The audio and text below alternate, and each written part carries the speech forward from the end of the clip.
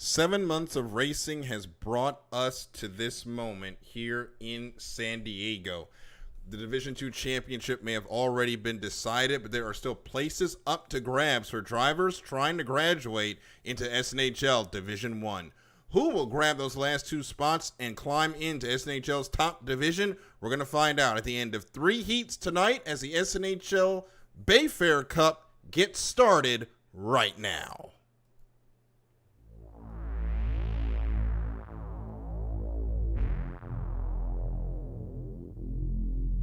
These boats around the course and especially around that rooster tail turn. And giving DJ that sliver of room he's been looking for to pass him on the inside. And the U90's got over right in the fans of the U1. Going Johnson Hook and Prisbilski made it through clean. So buckle up, race fans. This evening we write another chapter in Par 5, 4, 3, 2, 1. Mark!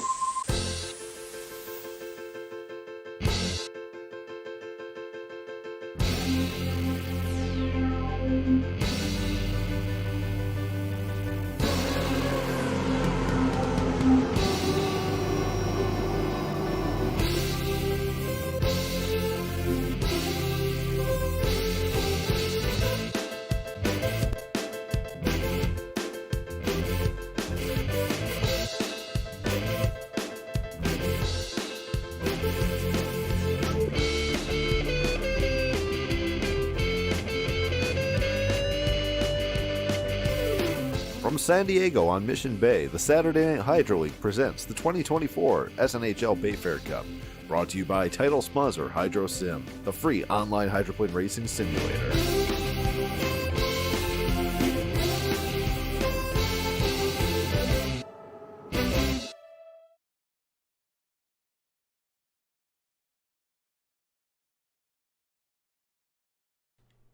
Well, hello, everyone, once again, and welcome to Virtual San Diego. My name is Daryl Kinsey Jr., the voice of Saturday Night Hydroplane League, and welcome to the season closing event, the SNHL Bayfair Cup, presented by HydroSim. This is a large and wide 2.5 mile course that we'll be running on here tonight. Nice wide corners, nice long straightaways. Drivers going to have to watch out for that headwind on the backstretch, but this will be a course about all-out speed and will be our site to decide who will be moving on into SNHL Division I.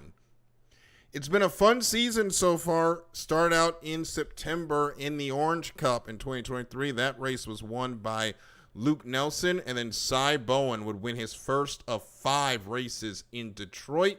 He clinched the title in San Diego. He's already clinched the wins record that was previously held by Carson Kelly, and now he's looking to wrap up on a 5-race win streak if he can get it done here tonight in San Diego. But there's still a lot to play for in the run for the graduating spots to Division I.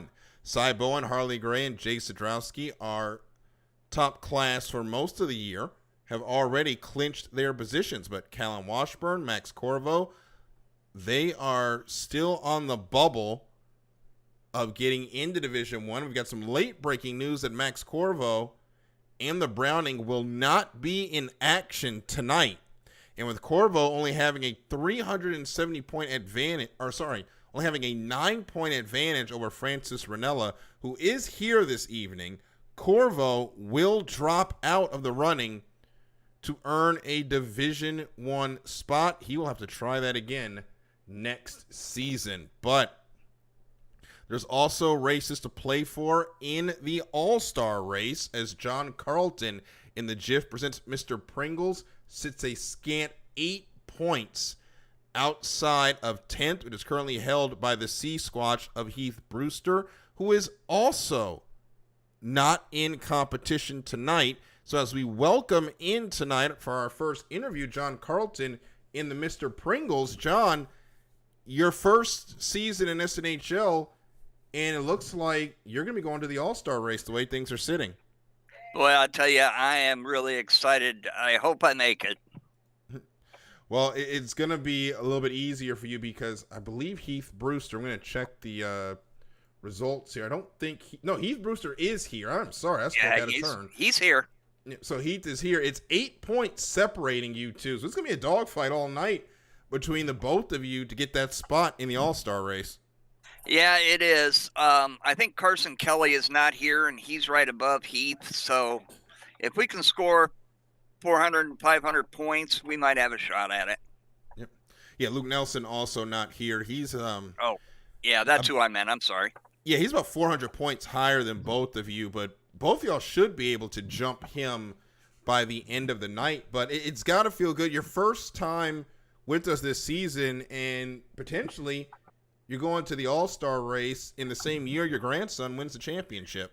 I know, it's fantastic. I missed a race this year because of family commitments. So I think that would have helped, but it's hard to say, But I'm really excited my rookie year. I've got some wins last race was really good for me, just a Cinderella race. And so I got some wins and a chance to go to that All-Star race. So we're excited. How do you view your season so far? Cy, Jay have all been working together, getting the setups working, and you've been getting faster every week. How do you look back on your inaugural season? I really feel good about it. I've gotten faster, but I tell you, it's really due to those guys, and you can't count out Scott either. He's done a lot of spotting for me. So as long as we progress a little bit every week, I'm happy. Being a rookie and being an old guy, I'm pretty excited. Hey, don't sell the old guys short. There's a lot of fast guys that are your age, so. Yeah, and I'd like to encourage anybody that might be hearing this that hasn't tried this and think, well, I'm too old for that. You're not too old. And the people in here are fantastic. Yourself, all the officials have been really good to me, all the other racers. We have a lot of fun. So we go into tonight. This is I would say on paper, the easiest track. About straightaways you could land a jet on if they were paved, in the nice wide corners. Going to be a lot of water room for everybody to really focus on their lanes and working on flying the boat down these straightaways.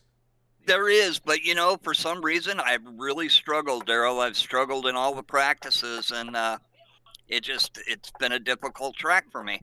Mm-hmm. Well, it should be fun tonight. You're just outside the All-Star race. We'll be monitoring that all night long. John, congratulations how your season's gone so far, and good luck tonight. Thank you very much. We'll be running hard tonight. So that's John Carlton in the Mr. Pringles, trying to get into the All-Star race, which are some of the spots that are up for grabs this evening. As we get ready to bring up Francis Ranello, who we'll hear from in a little bit, as he's also one of the drivers running for a chance at the D1 spot. And with the announcement that Max Corvo will not be able to make it, and with that qualifying effort, which is going on right now, the Dynasty Danash should be in to Division I. So we're going to quickly have a conversation with Francis Ranello, the driver of the U929. And Francis, I know you would rather race for it, but with Max not being here, you've pretty much got that ticket into Division I the way things sit. Yeah, it's a shame that Formax cannot make it tonight. For sure, I wanna race for it. But yeah, I'm in a good position right now. It's in my hand. Just trying to not let it down and have a good night. So my point is, I want to have a good night and finish with a good result here tonight in San Diego. Yeah, it's a great wide track here at San Diego, but you've also got some little special running. Your son is actually going to be joining us for a couple of heats tonight. Yeah, he's gonna be there. He's doing his last chance qualifying right now. He's unfortunately running with a controller, not a steering wheel, but he's doing great. He's trying to make some restriction done before probably making his debut next year, official at least debut next year for SNHL Season 7. Okay, well, it's a good test session this weekend, getting some time out there to get a chance to run with a lot of the competitors. They haven't done the heat draws yet, but how would it feel to actually get drawn in with the heat with your son tonight?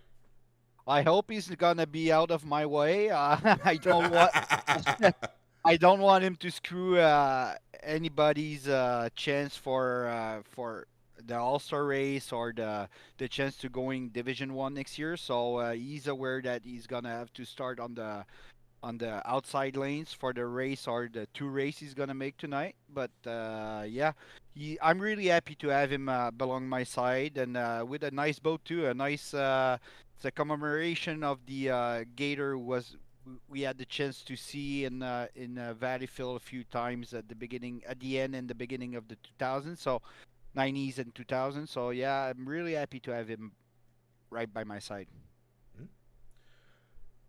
So, Francis, congratulations on how the season's gone so far, and good luck later on tonight as you guys get ready to run.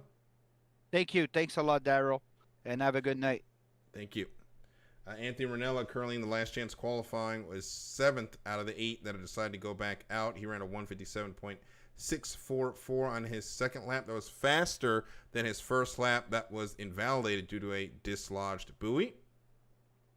As we have 17 checked in tonight, so we'll go 6, 6, and 5 on the heats. This racetrack can fit 6. It can probably fit 7 or 8 on the front line if we get them a little bit closer together, but we will have 6 out here. So we will go to the C heats to wrap up the season. Some names that I see that we haven't seen in quite a while. I see Craig Montgomery in the U1954 Dick's Drive-In. Haven't seen him in a couple of seasons. He'll be running this evening. And Adam Thurston in the U14 Peak Performance Racing will also be out here. For the first time in 9 months, Peyton Hopp in the Miss Papa's Tavern, who qualified 5th in last chance qualifying. He will also be running out here this evening. Cannot wait to see how those 3 drivers get along as we look at the standings. Our final qualifying session of the year. Current leader in qualifying with a 165.491. Of course, it's going to be Cy Bowen in the General Electric. Cy's been bad fast this season. He's proving it once again that he's going to be someone that he is going to have to that you're going to have to reckon with in Division 1. So we're going to take a quick breather. When we come back, we will talk to Eldon Sams and get you ready for the first flight of heats. It's graduation day here in San Diego. Who will make the cut in Division 2? We'll be right back.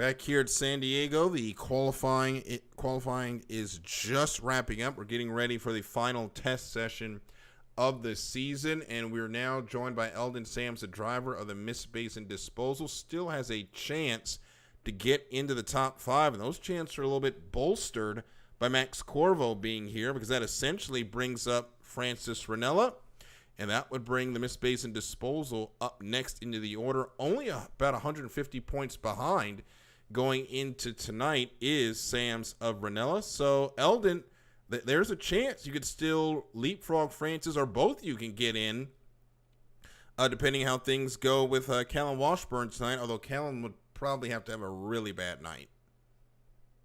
Yeah, all I could do is run my race and just worry about the getting the most points that I can get. I can't worry about those guys and let them get in my head. By the way, it's been a good season for you so far. Really showed some speed at times. Now sitting here solidly in the top 10. It's got to feel good that you have this opportunity to potentially get into the top 5 at the end of the year. Yeah, I've had a pretty steady season. It was a little rocky to start, but slowly been coming on. I was battling last year with Levi for that 5th spot last year, and I didn't have a good San Diego that last year, so hopefully we do better on this one. Yep. So we're going into San Diego. It's a wide track, but it is deceptive. That backstretch, that headwind can catch you out, especially if we get to 10-mile-an-hour winds later today. Yeah. Now all I could do is just race the course. All right, Eldon. Well, congratulations on how your season went so far. Good luck for the rest of the night. Yeah, thanks, Daryl. Second to last preseason interviews of the year are wrapped up. When we come back, we'll have your heat draws, and we'll go racing here in the SNHL Bayfair Cup presented by HydroSim. We'll be right back.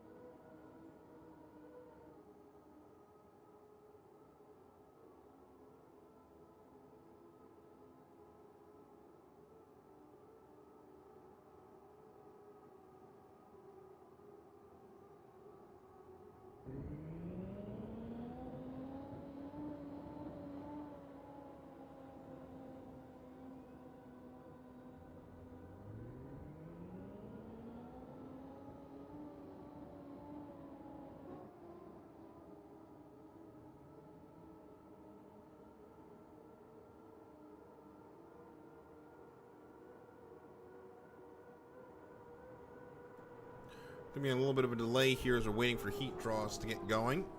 As final practice continues out on the water at San Diego. I want to remind everyone that our next broadcast will be Saturday. I want to thank everyone for joining us for this inaugural broadcast on YouTube, as we've made the migration from Facebook, and this is where you'll be able to watch SNHL races going forward.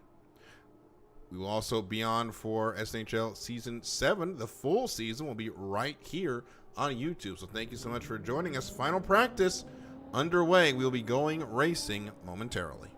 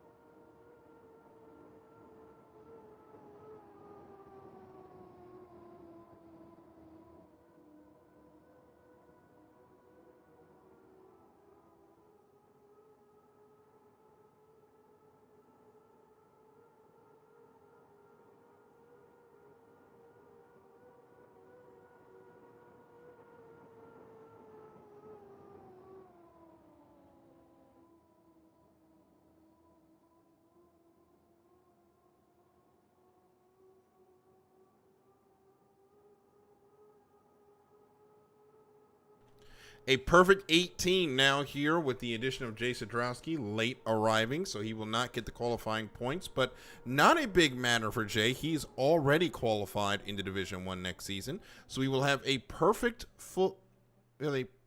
group of 6 for each heat this evening. As we will go 3 heats, we have 6 boats. So we have 18 boats clocked in. So we will go 6, 6, and 6 for 12 qualifying heats at 6-mile-per-hour winds to wrap up SNHL Division II. First boats out on the water will be Anthony Ranella in the Gator. He'll start to the outside.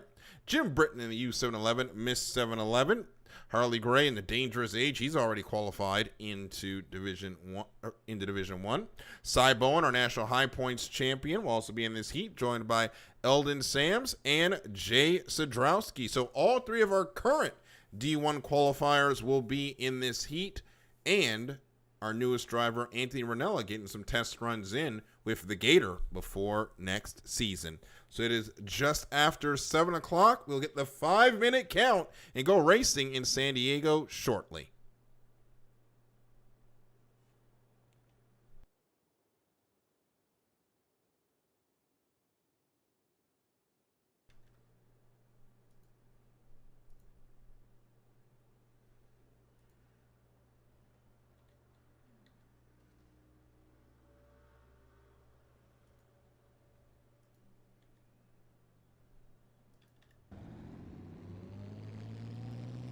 And just like that, 5 minutes on the clock, we are racing now in San Diego. The Bayfair Cup presented by HydroSim. 6 limited hydroplanes coming out onto the water. We'll start with Anthony Ranella, the son of Francis Ranella, out on the water. The U34 Gator qualified at a 157.644, 13th, his first qualifying lap of record.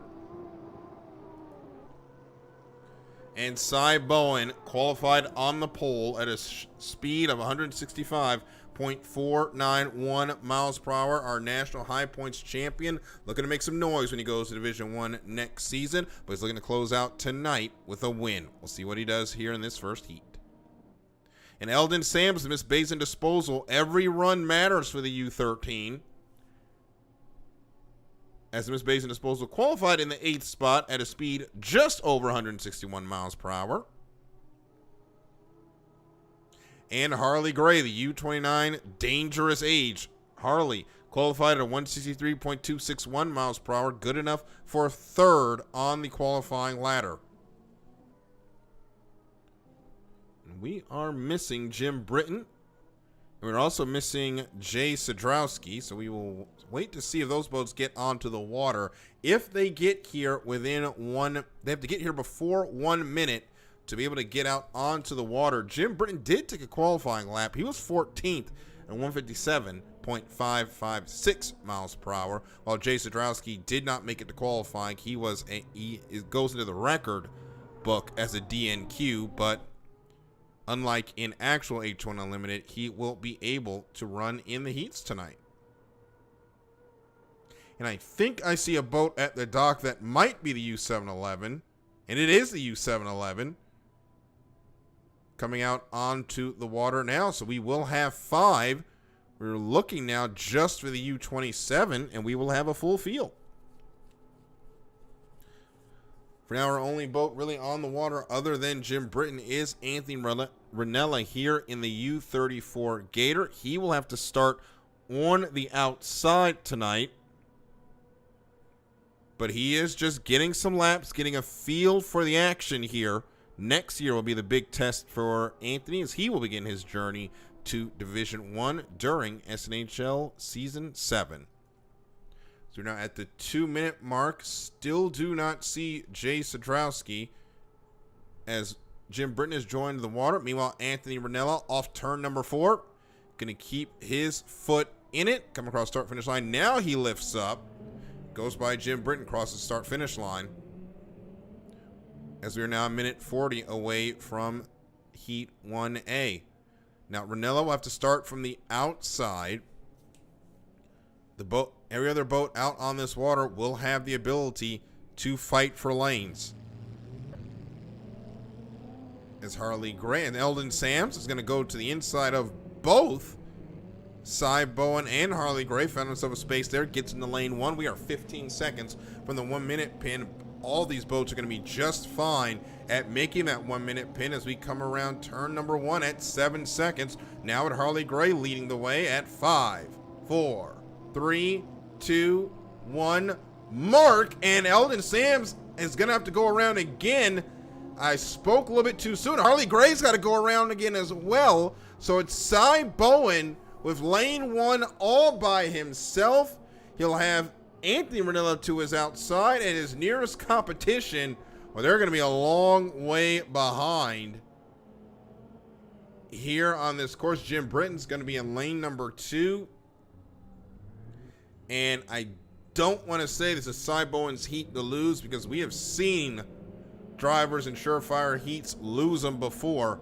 But Cy's just got to focus on hitting a good start here, and he'll be in a good position of winning the first heat of the night as Bowen and Britton come around turn number 2.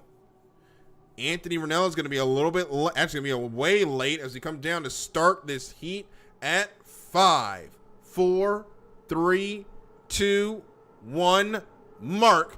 And we are underway. It's a good start, and Cy Bowen leads the way from Jim Britton in the Miss 7-Eleven as they head down towards turn number 1.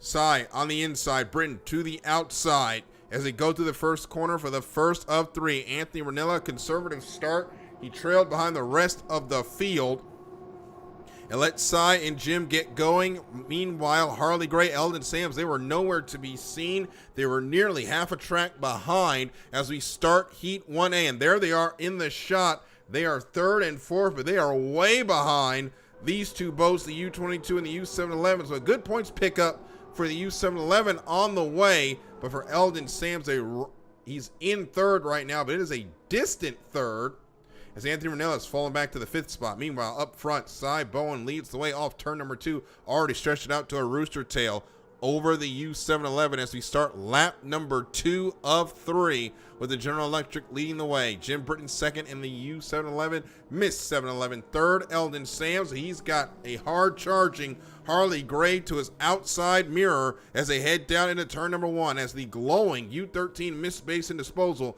leads that beautiful orange and silver Dangerous Age turbine versus piston heading into turn number 1. Exiting the turn, Sams has the lead, stretches it out by a couple of boat lengths over the U-29.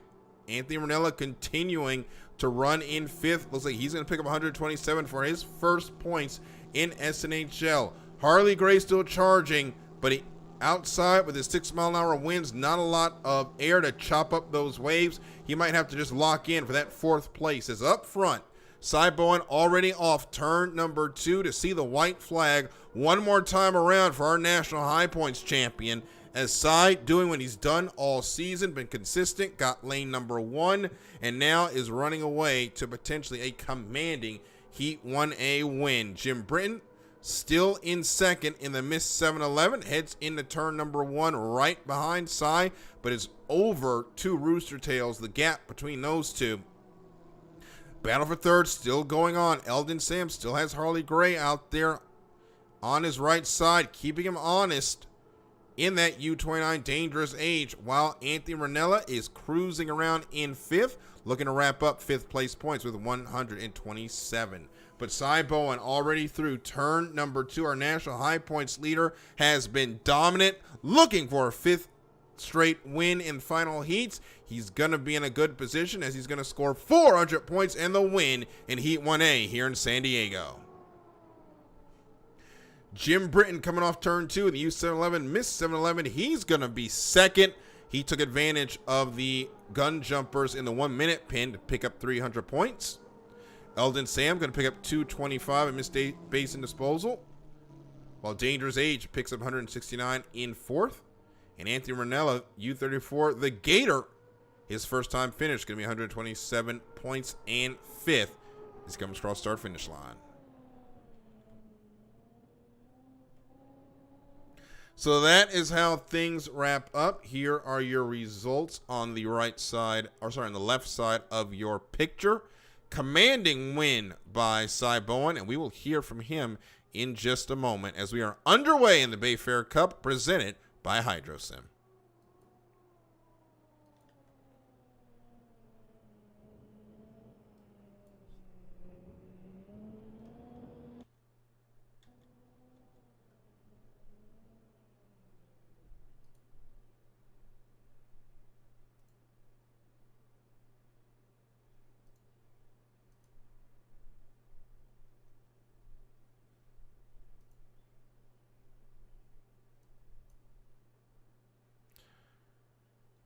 In Formula One circles, they kind of joke that the post-race interview has become the Max Verstappen podcast. I think this season in Division II, we're going to have to call it the Cy Bowen podcast, as he joins me once again. Cy, the General Electric, the winner of Heat 1A. And Cy, that's pretty much how you drew it up all season, right there in that heat. Got lane one, wasn't challenged, picked up the win.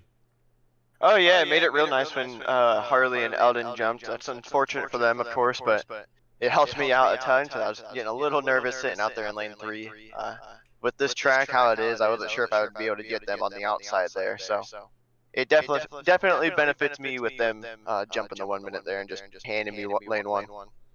Cy, it's been a historical season. You broke the wins record. You locked up the championship a race early, going for 6 straight wins, which is probably another record. I have to check with Nick Kish if he pulled that off tonight. How do you put this season into words? Like it's an absolute dream. To be able to come out here and be this dominant, not at all what I have expected, or even it's kind of me going into the next race, and between races, I'm like, the next one I'm gonna suck. Like we got lucky the last time, and it's kind of just continued to fall out to where we are kind of the boat to beat. It's nice being that way, but it's also a little bit nerve-wracking because you got a target on your back the entire night. It's going to be the same going up to Division 1. They're a lot better than me. That's, of course, that's obvious. They're way better at fighting for lanes. They're going to be the same speed as me, so going up there, it's going to be a rude awakening, but I'm looking forward to it. Well, I wouldn't sell yourself short. You were definitely fast in the Gold Cup last year. It's going to be a lot of fun seeing you up there, but still got some business to attend to here. And sometimes it's better to be lucky than good, but I think you've been both at parts of this season. Cy, congratulations. Good luck in the second flight. Thank you so much. Heat 1B coming up next.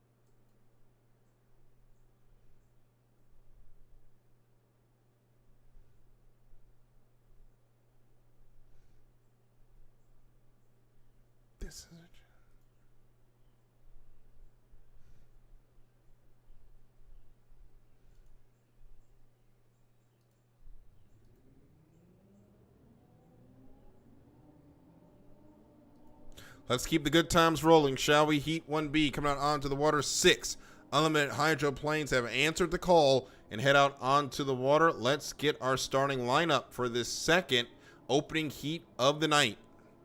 And we'll start with Mikey Callaway just coming across turn, entering the course now. This U64 Hydro Thunder.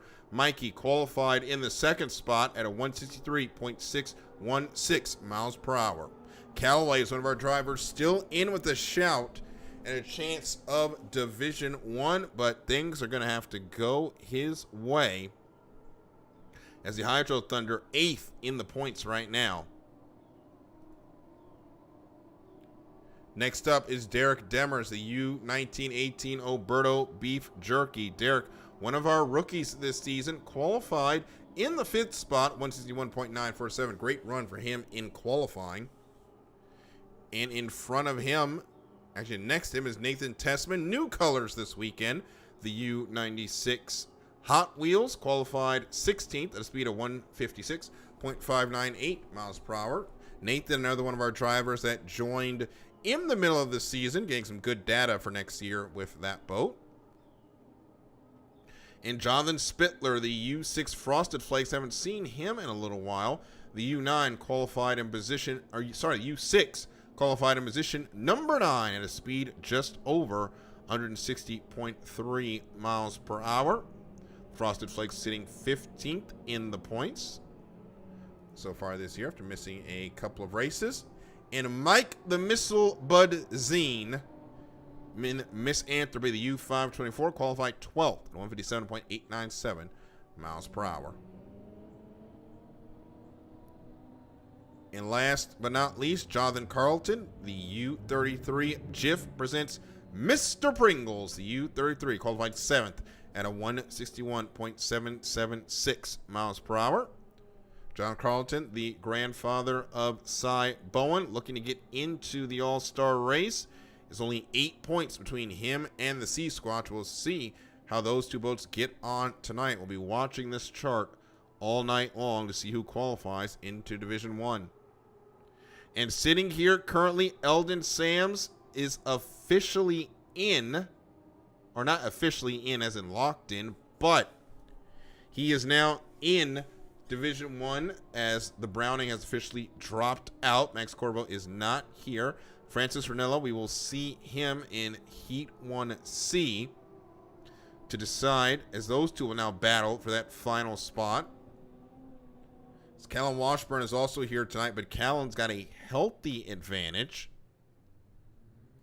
Currently sitting in the points with 5,945 points. He is 313 up on the Miss Basin disposal. So Callan still has to have a good night, but he is in a good spot. Although he cannot get to third as Jay Sadrowski some 1,300 points ahead in the standings. As meanwhile, out onto the water, it is 10 seconds to the 1 minute pin. Mike Budzine's gotten lane number 1. Derek Demmer's going to try to make a run around the outside with 5 seconds to go here. Make that 3 seconds, 2 seconds, 1 second. Mark. Good score up, fight for lanes begins, and Derek Demmer's actually got a good launch out there. But look at John Carlton from lane number 4. Like he was shot out of a cannon. Mikey Callaway's going to be able to move over to 1. John Carlton should be able to get over into 2. But Carlton's going to decide to stay out there. Now he moves over into 2. Mike Budzine's going to have to go out to 3. 4 is going to be Jonathan Spittler. We'll see who's going to be out in 5 as the Traxxas of Nathan Testman will be out in lane number 6. And that's going to leave Derek Demers in lane number 5. That is how things set up here in Heat 1B. They're all together now coming through turn number 2. We've got 5 eliminated hydroplanes up here. Going to be a pretty start as they come off turn number 2. Get the screenshot buttons ready. As they come down to the start, Mikey Callaway's already hit a buoy. As there's 6 seconds from the start, make that 5, 4, 3, 2, 1, mark. We're underway here in Heat 1B. Derek Demers to your outside is your leader, but he's got a lot of fast boats to his inside. Jonathan Spittler is in second. He's there in lane number 3. John Carlton's in lane number 2 as they go through turn number 1. Spittler is going to pull to the lead, but John Carlton has got the inside advantage. He's going to battle for it off of turn number 1 as they go down the backstretch for the first of 3. Spittler's going to fall back into second place as John Carlton takes the lead there in lane number 2, and the U33 JIF presents Mr. Pringles. Mikey Callaway is pulling away, but he has hit the buoy. He's left some clean water in there for these guys to race. As, in the back, that was Mike Budzine that almost went upside down, got crossed up on a wake, almost hit that boat upside down, but he gathers it back up. Off turn number 2, heading down the front straightaway, it's John Carlton leading the way, and JIF presents Mr. Pringles. It's half a rooster tail between him and Jonathan Spittler as we start lap number 2 of 3. Third is Derek Demers. He's about a full rooster tail behind. Mike Budzine in 4th, and Nathan Testman 5th in the Hot Wheels. Mikey Callaway is 6th. He's got that buoy penalty. He's leading on the water, but he is 6th on the official score sheet. Meanwhile, through turn number 1, Carlton leads the way from Spittler. Going to be a battle of who can fly the boat the best here down the back straightaway. And right now, that is Carlton, aided by that inside advantage. Was able to draw 2 or 3 boat lanes, on the inside. Testman, I believe that was just to the outside of our picture, may have gone over. We'll check that through the rundown as we go through turn number 2 as Carlton continues to lead, looking to build up points to get into the All-Star race. 400 would do great in his battle over Heath Brewster in the C Squatch as we start the final lap with Jiff presents Mr. Pringles. John Carlton leading the way. Jonathan Spittler continues second in the Frosted Flakes. He's keeping him honest. Will stick with his battle for the lead as they head into turn number 1. And Spittler has closed up about 3 bolt lengths heading into turn number 1, but he's going to give it all up through the corner as Carlton, riding that wake left by Mikey Callaway, still has the shorter way around. Going to draw out about 2 bolt lengths down the backstretch. That might do it for him as Carlton has got to fly this boat, and he is flying it hard as they come down the back straightaway. They're deck to deck heading into turn number 2, and Spittler is going to take the lead heading down the back straightaway. Something's happened to John Carlton as he lost a lot of boat speed heading down the back straightaway, and now it's Spittler with the lead as they come off turn number 2. It'll be a drag race down to the start-finish line buoy as Carlton jumps into lane number 1. Who's going to have the speed come to the start-finish line buoy and take the win in Heat 1B? It's going to be Jonathan Spittler in the Frosted Flakes in a last lap pass over John Carlton, who dominated that heat. Lost a lot of boat speed, though. Not sure what happened to that. Jiff presents Mr. Pringles. He's going to have to settle for second. Derek Denvers is going to come home in third. In the Oh Boy Oberto, Miss Antropy comes home 4th. Nathan Tessman comes home 5th. And Mikey Callaway still out on the water with that buoy penalty. He's going to be in a disappointing 6th place. But that was a stunner of a race for John Carlton, and we're going to talk to him next after picking up that win. And Mikey Callaway going to come on start-finish line now, and that will wrap up Heat 1B.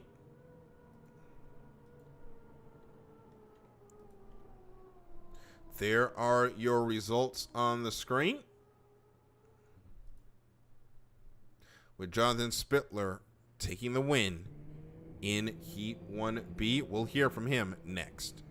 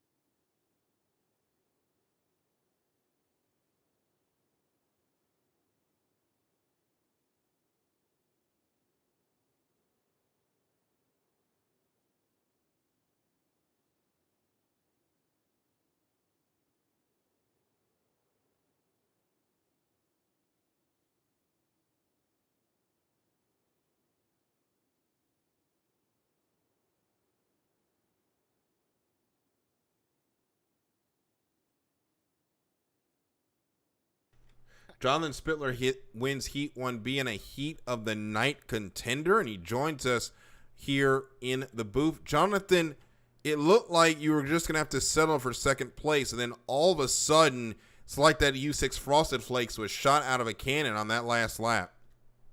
Yeah, I found some boat speed on the last lap. It settled down, and I was able to reel him in for that whole last lap.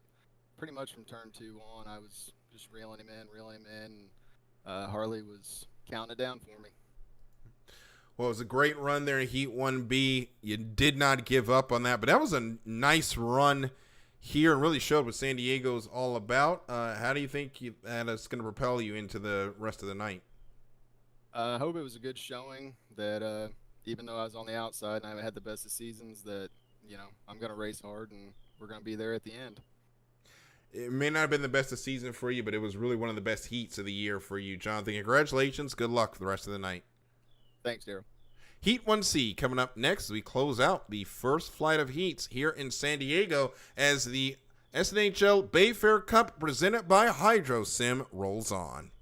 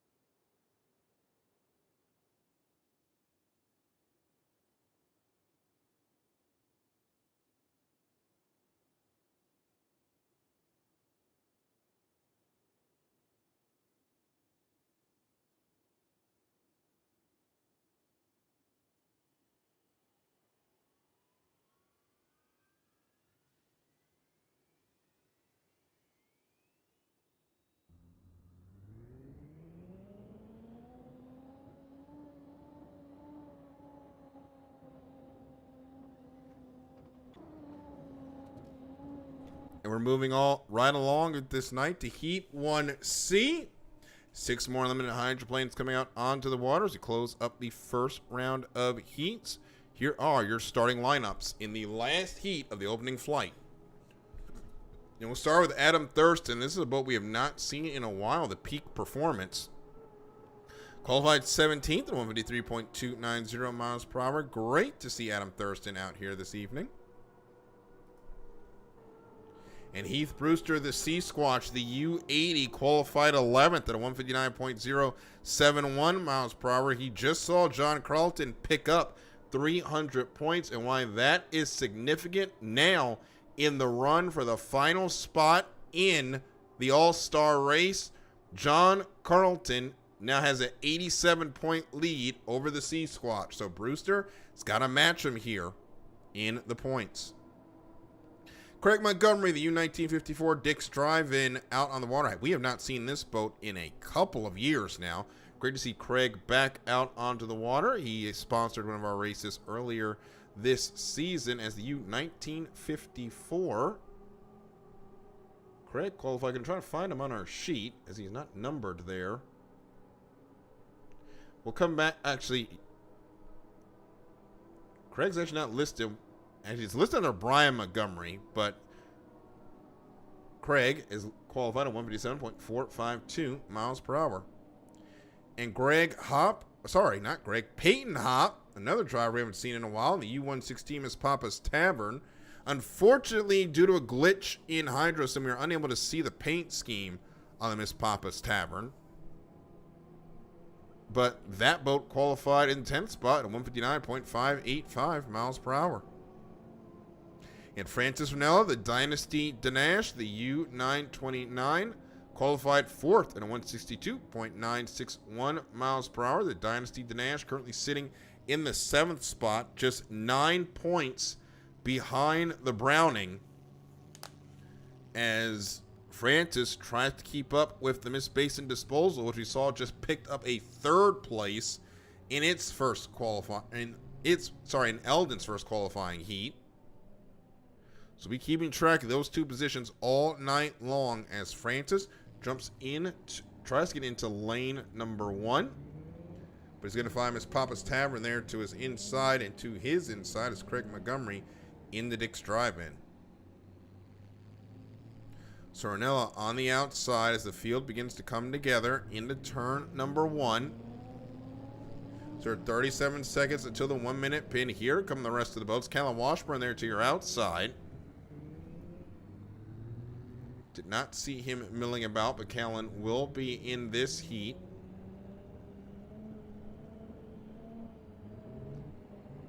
As Washburn qualified 6th at a 161.924 miles per hour, so that helps his case at holding on to 4th in the National High Point standings.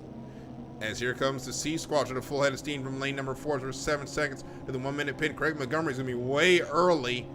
He's going to get swallowed up by the rest of the field as we start the 1-minute pin.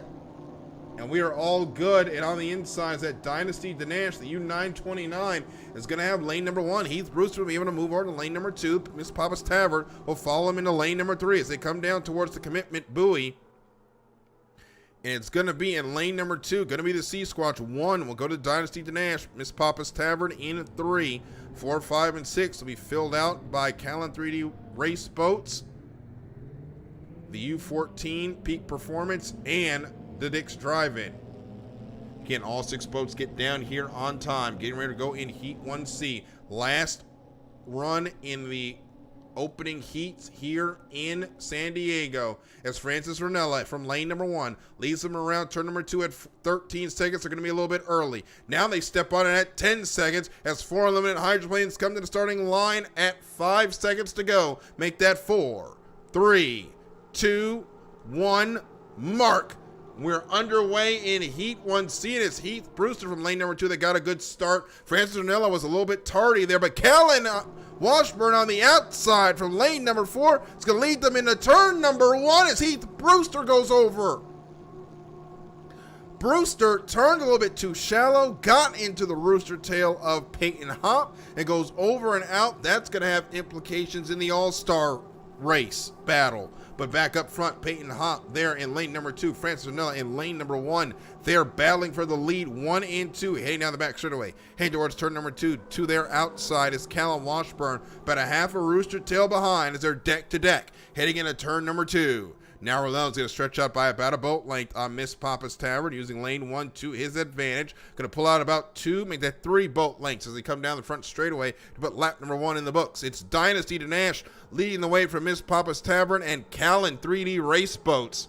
1, 2, and 3. Fourth going to be Craig Montgomery in the Dick's Drive-In with Adam Thurston in Peak Performance Racing in 5th. Back down to turn number 1. They're still deck to deck. Heading through the corner as Peyton Hop is hanging tough with the Dynasty to Nash there in lane number 1. They exit turn number 1 down the back straightaway. This is where we saw Jonathan Carlton in the last heat pick up a lot of boat speed.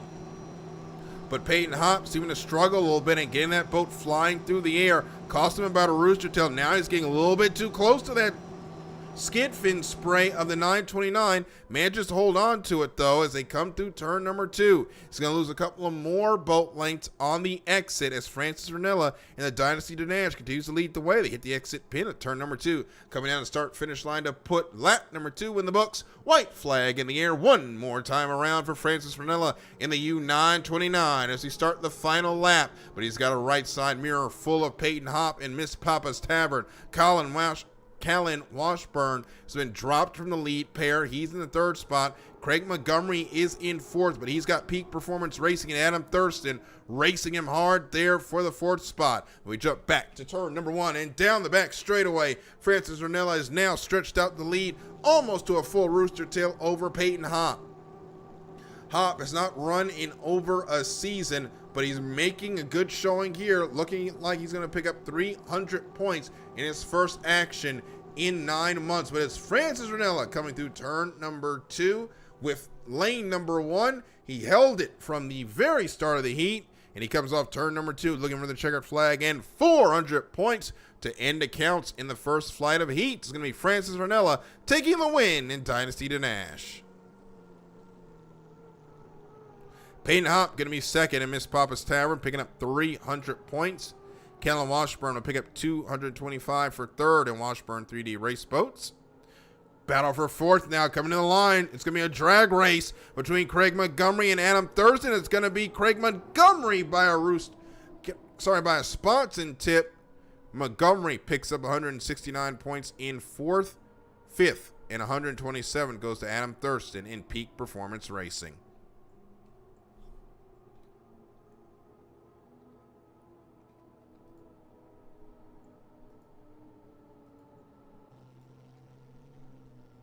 Boats heading back to the water now. Here are your results from Heat 1C. We're going to hear from the Heat winner, Francis Ranella, in just a moment.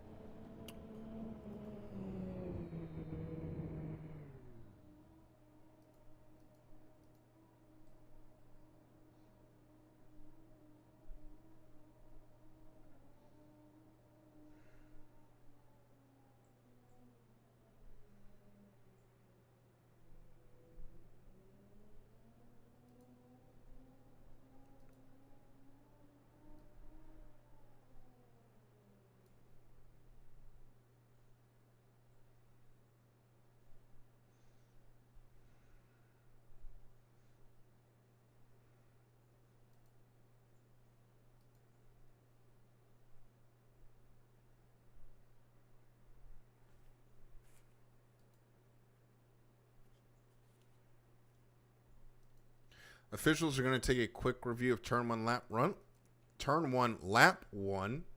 We will go ahead and take a look at it as well. The boat that we're going to watch is that green and blue boat in lane number 2.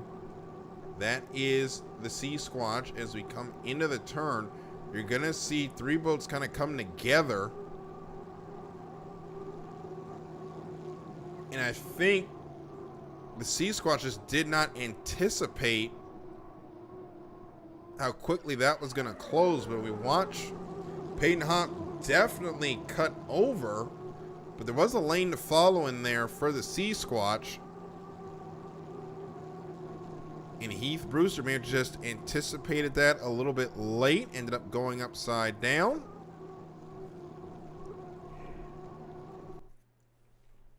It'll be up to the officials to decide this, of course, what they're going to do with the call. And we will take a look. And it is going to be no call. So Heath Brewster, unfortunately, will get the dreaded DNF. And we will wait to hear from Francis Ranella, our winner of Heat 1C.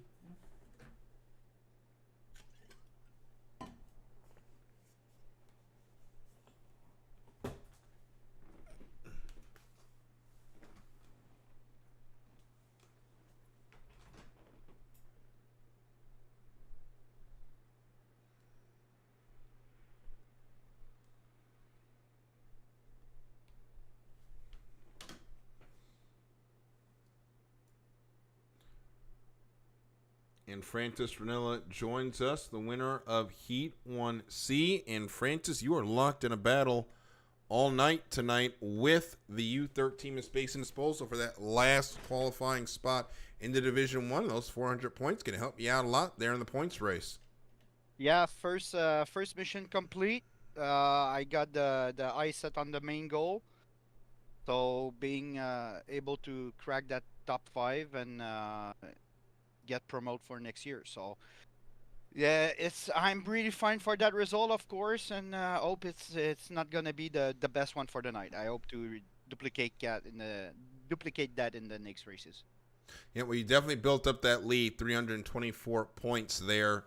Now your advantage over Eldon Sams, but that was a great run from all 4 boats down into turn number 1. Unfortunately, Heath Brewster got a little bit crossed up. What did you see from your vantage point? I didn't see anything before the replays. Derek Demers, my spotter, told me that Brewster flip. I just hope that wasn't because of me, and it appears it's not. So yeah, I'm happy to clinch that first spot and in that race and get the 400 points. All right, Francis, congratulations. Good luck the rest of the night. Thank you, Darryl. Heat 2A coming up next.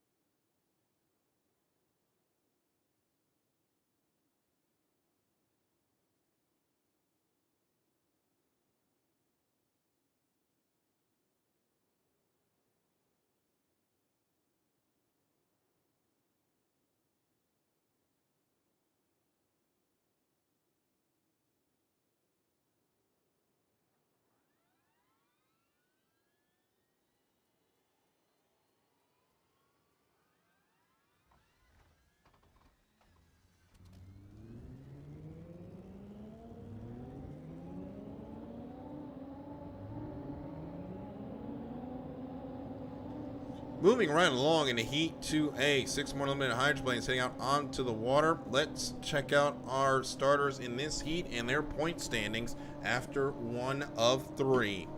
We'll start with Francis Ranella. You just saw him win Heat 1C after qualifying 4th, which netted him 60 points. He is currently sitting in 2nd on our standings sheet with 460 points. Derek Demers, the U1918 Oh Boy Oh Miss... Alberto Beef Jerky, finished 5th in qualifying, got the 50 qualifying points with 300 points for the win in Heat 1B. He's on 350 points. Good enough for position number, as we look at our chart. Okay, so for some reason, Derek Demers is not showing in the final standings, or in the overall standings, so we'll have to get that rectified. We'll come back to that later. Mike the Missile Bud Zine, the U524. Mike currently sitting on 255 points after he qualified in position number 12 and was 3rd in Heat 1B. Nathan Tessman in the U96 Hot Wheels. Tessman finished that Heat 1B in 4th, qualified 16th to pick up 30 qualifying points. He's on 199 points. That's good enough for 11th spot. And Adam Thurston, the U14 Peak Performance Racing. Adam qualified in the 17th spot, was 5th in Heat 1C. That's good enough for 157 points to put him 13th on the standings. So that is our lineup here for Heat 2A. Wind speed went up by a mile an hour to 7 miles per hour. Still a little bit easier to handle on this wide, really open Mission Bay race course. But this course can still bite, especially if we get a strong headwind later on in the heats. But for now, clean, mostly still water. So you can still see some waves there as Nathan Tessman comes across start-finish line, falling behind Mike Bud Zine as we're getting close to that 2-minute mark till the start of Heat 2A, and they are all going to join the party down in they're all going to join the party down in turn number 1 with Francis Ranella. I think there might be a boat in front of them, and it's Derek Demers in the Alberto Beef Jerky. So Demers up front. He's got lane number 1 as we sit. Mike Budzine and Nathan Tessman are going to get up and try to crowd him. They're in lanes 2 and 3 as our 30 seconds until the 1-minute pin.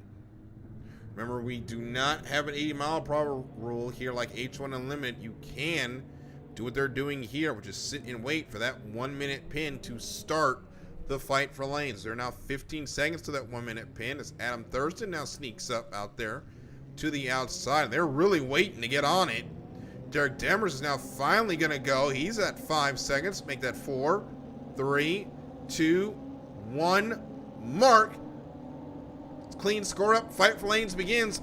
Francis Ranella drove through the wake of Adam Thurston and went to the way outside. He's going to be able to get out to at least lane number 4 as Adam did not get a good start. Actually, he'll be able to get all the way over to lane number 3 as he pulls up right next to Mike Budzine. Everyone else going to hold steady as they come down to the commitment pin, and it will be Demers in 1, Budzine in 2, Ranella in 3. Tessman will be in 4, and the outside will be occupied by Adam Thurston in lane number 5. We're missing a boat in this heat. We're actually missing Anthony Ranella,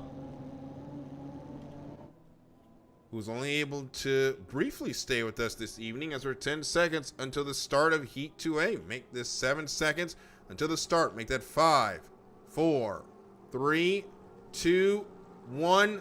Mark. And Francis Ranella jumped the start. So it's Mike Budzine, the U524. He is our leader there in lane number 2. Derek Demers did not get a good start. It was a good start, though, for Nathan Tessman as they head into turn number 1. As Tessman has 2nd for now. Going to drop back to 3rd as Demers from lane number 1 takes that spot away as they exit turn number 1 for the first of 3. It's a bad start for Ranella, but it is a great start for Mike the Missile Budzine. Heads down the back straightaway with the lead, but he's got to watch his inside because he's going to have a left side mirror full of Derek Demers as they come down towards turn number 2. The boat out front, the U929, he is a lap down after jumping the start. So it's Mike the Missile leads the way. Derek Demers went into the DMZ. Came back out, managed to hold on to it, but he just lost all his momentum. He's going to lose the second spot as we start lap number 2. With Mike the Missile Budzine leading the way in Miss Anthropy. Nathan Tessman second in the Hot Wheels. Third is Derek Demers in the Alberto Beef Jerky. Fourth, Adam Thurston in the U14 Peak Performance Racing. And Francis Ranella first on the water, but fifth on the chart after jumping the start as Mike Budzine now draws even with Francis Ranella. Heading down the back straightaway as Ranella just drives to the outside, gives Ranella the inside as Budzine still leaves a lane in there, although Derek Demers is far behind. Budzine can move into one if he wants to, but he's going to stay to that outside. Now he's going to jump into lane number 1 as they come through turn number 2 with no one around him. Budzine on a Saturday night cruise for 400 points if he can navigate 2.5 more miles of this San Diego race course as we start the final lap in Heat 2A with Mike Budzine leading the way. Nathan Tessman second in the U96 Hot Wheels will stay with this battle as the old boy Alberto in thirds jumped to lane number 3, got a little bit cleaner water. He's got the inside advantage heading down towards turn number 1, but Tessman's got the boat speed out there in the Hot Wheels as the old boy Alberto now in the slop heading into turn number 1. He's going to have to compromise his line through there, but he's hanging tight with Tessman. Now he's going to draw up that left side. Sponson, though, hit a bad wake, got up into the air. He's going to lose a couple of bolt lengths off of turn number 1 and down the backstretch. Nathan Tessman looks like he'll be able to consolidate second as up front. Mike Budzine already through turn number 2, heading toward the start-finish line buoy, looking for 400 points and the win in Heat 2A. The Missile going to pick up the win to start the accounts in the second flight of heats. Nathan Tessman's got second, but the old boy Alberto is playing him tough. Coming down toward the start-finish line is going to be Nathan Tessman who holds on in the Hot Wheels. And Derek Demers flips it just at the end, but he did cross the start-finish line, so that will count as a finish. Adam Thurston will be 4th. And Francis Ranella running this penalty lap will end up in the 5th spot.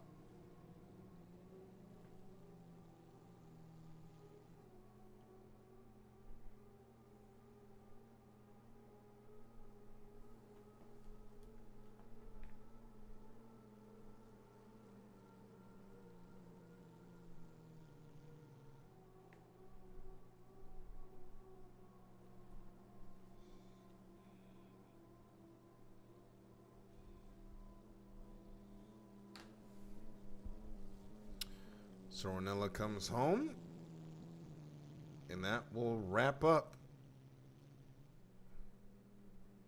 the accounts here in Heat 2A. There are your results on the screen, and we'll hear from Mike the Missile in a moment.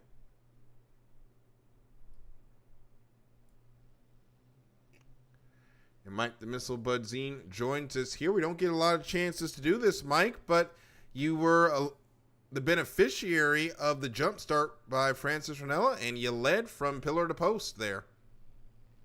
Yeah, we had a really good boat in that round. Found out that we kind of showed up with the wrong prop in the first heat, so that's what held us back there. But yeah, now that we got the right prop on it, yeah, it seems to really hook up on the starts. So looking forward to the rest of the night. Yeah, that boat picked up a lot of speed. Got to feel good for that third flight, but you got a great lane there heading into the third flight of heat. It's been a good season for you so far. And how do you feel going into the third flight? If I can make it like that one, like the one that I just ran, I think we'll be in pretty good shape. It's all going to come down to who we're up against and what kind of a start I can get. Well, you still got a chance at that 10th spot, so be watching that in the third flight. Mike, congratulations. Good luck the rest of the night. Thank you, sir. Heat 2B coming up next.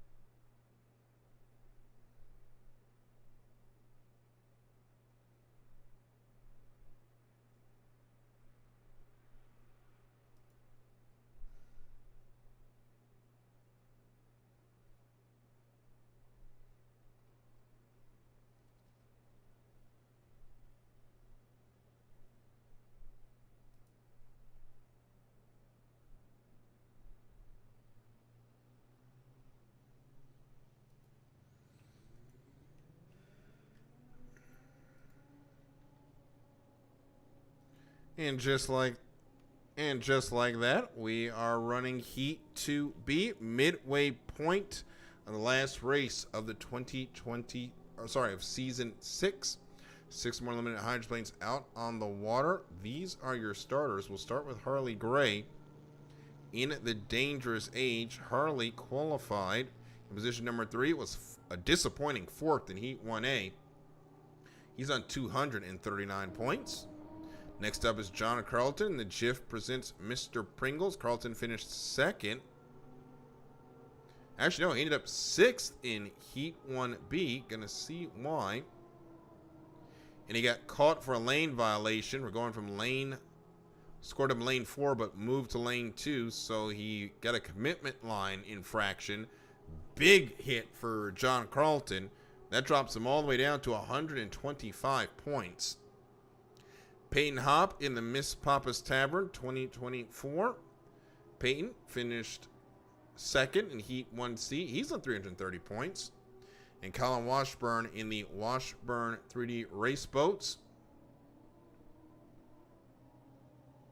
Callan qualified in position numbers. Looking at the sheet here, qualified in position number 6. Finished 3rd in Heat 1C. He's on 265 points. And we are waiting to see the ProLevelGamer.com of Jay Sadrowski. Did not run in his first heat. And I do not see that boat out in the water, so we may not see it for the second run. As we're about now 2 minutes and 40 seconds from Heat 2B getting started. Kellen Washburn making his way around turn number 2. Peyton Hopp, Miss Papa's Tavern. Going to cut the course from back to front here. And start to join the drivers down. Lane number 1 is John Carlton. Sorry, in turn number 1 is John Carlton. Looks like he is setting up to get himself a nice little run down the back straightaway. Down the front straightaway into turn 1 for this 1 minute pin as we were closing in on 2 minutes to go. Hopp makes his way down. Harley Gray already waiting in the dangerous age, and he is our first boat down in turn number 1. Waiting for the rest of the field to join him with 47 seconds until the 1 minute pin. First boat to the outside should be the Miss Papa's Tavern. And it is the Miss Papa's Tavern. And joining him is the Washburn 3D Race Boats as Harley Gray now scoots up, making sure no one can take his lane 1 advantage away as Callum Washburn's going to try to jump up with him. And Harley's going to scoot up a little bit. As you can see, Callum was trying to get up there to get lane number 1. So now 17 seconds to the 1 minute pin. Now you can start keeping your foot in it. It's Peyton Hopp starts to move to the outside, and now Harley Gray's going to lead them around towards the 1 minute pin. Going to have a big run for John Carlton on the outside as there are 4 seconds. 3, 2, 1, mark. Good score up. Fight for lanes begins. Harley Gray in lane number 1. It's got the advantage. Harley Gray, on the outside, John Carlton, though, is going to be able to come all the way over to lane number 2. He's going to do it nice and early this time as they come down towards the commitment pin. But now he's going to open it up and leave a lane in there. He's going to close that up. So he will get lane number 2. Callum Washburn will be in 3, and 4 will be Miss Papa's Tavern. I think someone may have went over back there. So now down to 4 boats. And Jay Sadrowski, again, not going to make the start.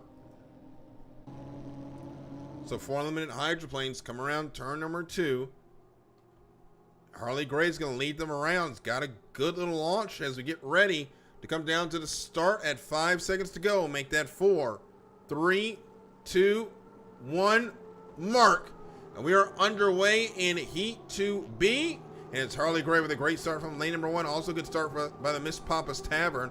Out there in lane number 4, John Carlton did not get the best of starts. He's going to end up in the tunnel and be all the way back in 3rd as Harley Gray leads around turn number 1. We will go 3 times around here in Heat 2B. Down the back straightaway now, Harley Gray continues to lead. He's got Miss Papa's Tavern, though, to his outside, as Peyton Hop and Miss Papa's Tavern has got the second spot. They got to leave a space in there for John Carlton, who's in third, and Cal Washburn in fourth. They're to the outside. They head down the back straightaway, heading into turn number 2. So Gray leading the way in that piston-powered U29, the turbine-powered Miss Papa's Tavern to the outside, as now Jonathan Carlton has had to jump to the outside. That allows Peyton Hop to get into lane number 2, as meanwhile Harley Gray leads by a rooster tail in lane number 1 as we start lap number 2. Miss Papa's Tavern is second. Third is Shift presents Mr. Pringles with Callan 3D Washboats.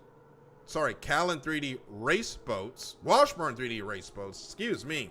Callan Washburn out there in fourth, trying to get that third spot away from John Carlton. But back up front, it is the Harley Gray show down the backstretch. This beautiful orange and silver Dangerous Age leading the way over the rest of the field. Got lane number 1 and got a picture perfect start, and he has turned that into a rooster tail and a half advantage through turn number 2 here, with 3 turns to go until the end of Heat 2B, as Harley Gray off turn number 2. He's got no one around him. He's got 2.5 miles to navigate to pick up 400 points in Heat 2B as we start the final lap, with Harley Gray leading the way, Peyton Hop second, and Miss Papa's Tavern.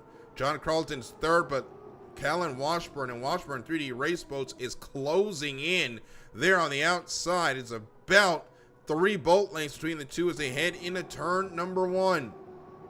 Now Carlton moves a little bit to the outside, trying to make Washburn go the longer way around as they hit the exit pin of turn number 1 and down the back straightaway.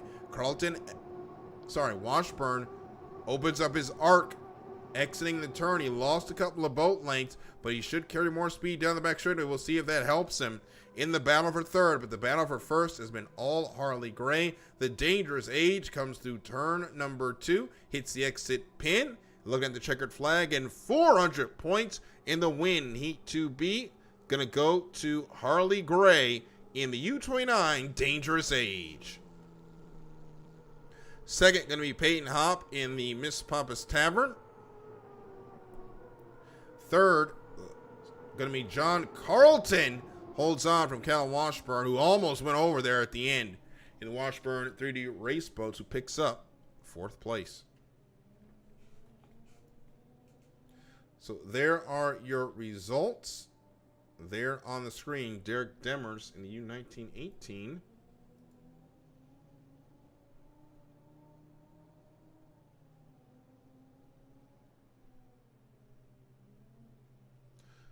So you're also supposed to have Craig Montgomery out there. Craig did not go out on the water, and neither did Jay Sadrowski. So he had 4 boats in that heat. But Harley Gray picks up the win, and we will talk to him momentarily.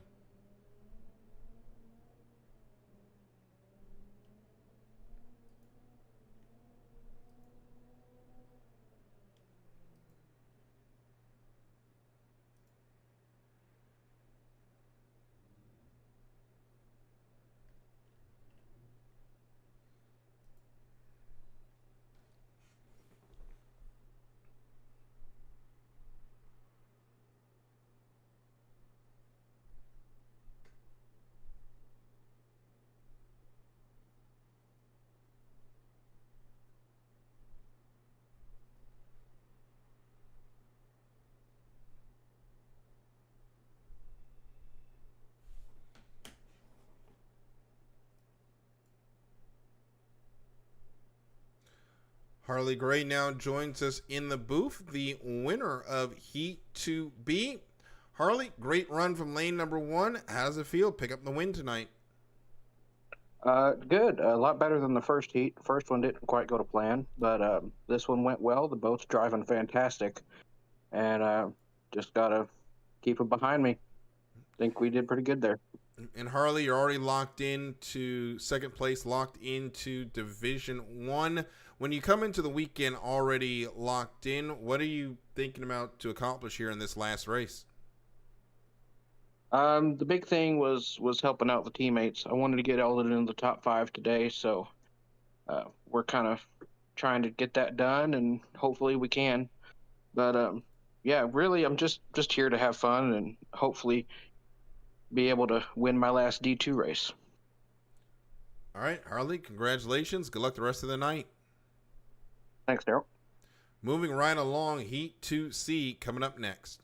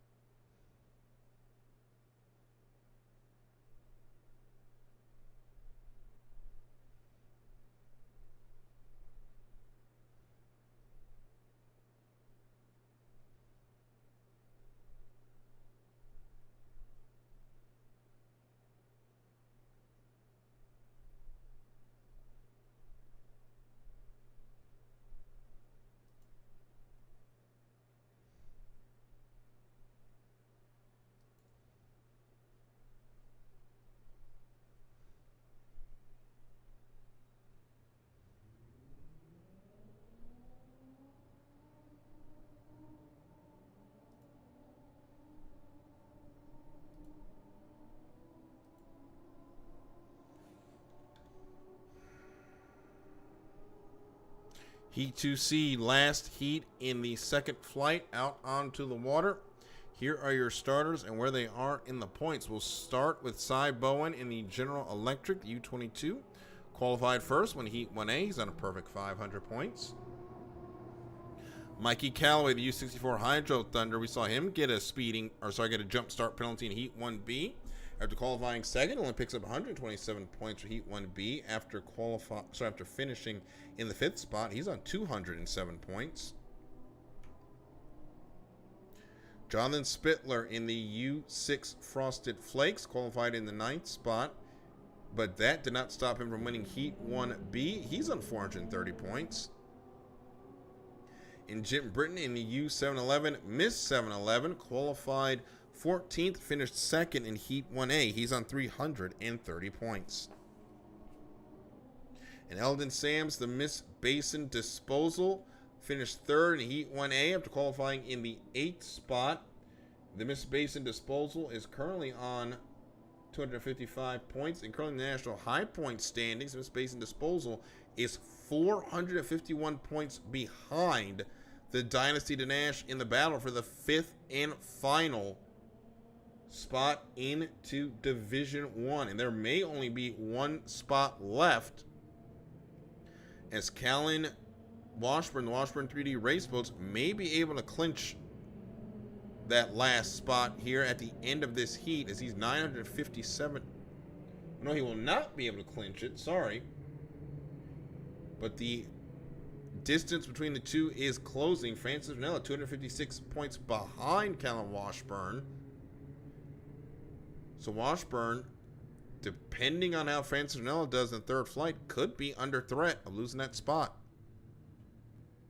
But that depends on what Eldon Sams can do in the next 2 minutes and 25 seconds. Because it's quiet out there on the water, as everyone seems to be running a little bit of a sit and wait mentality.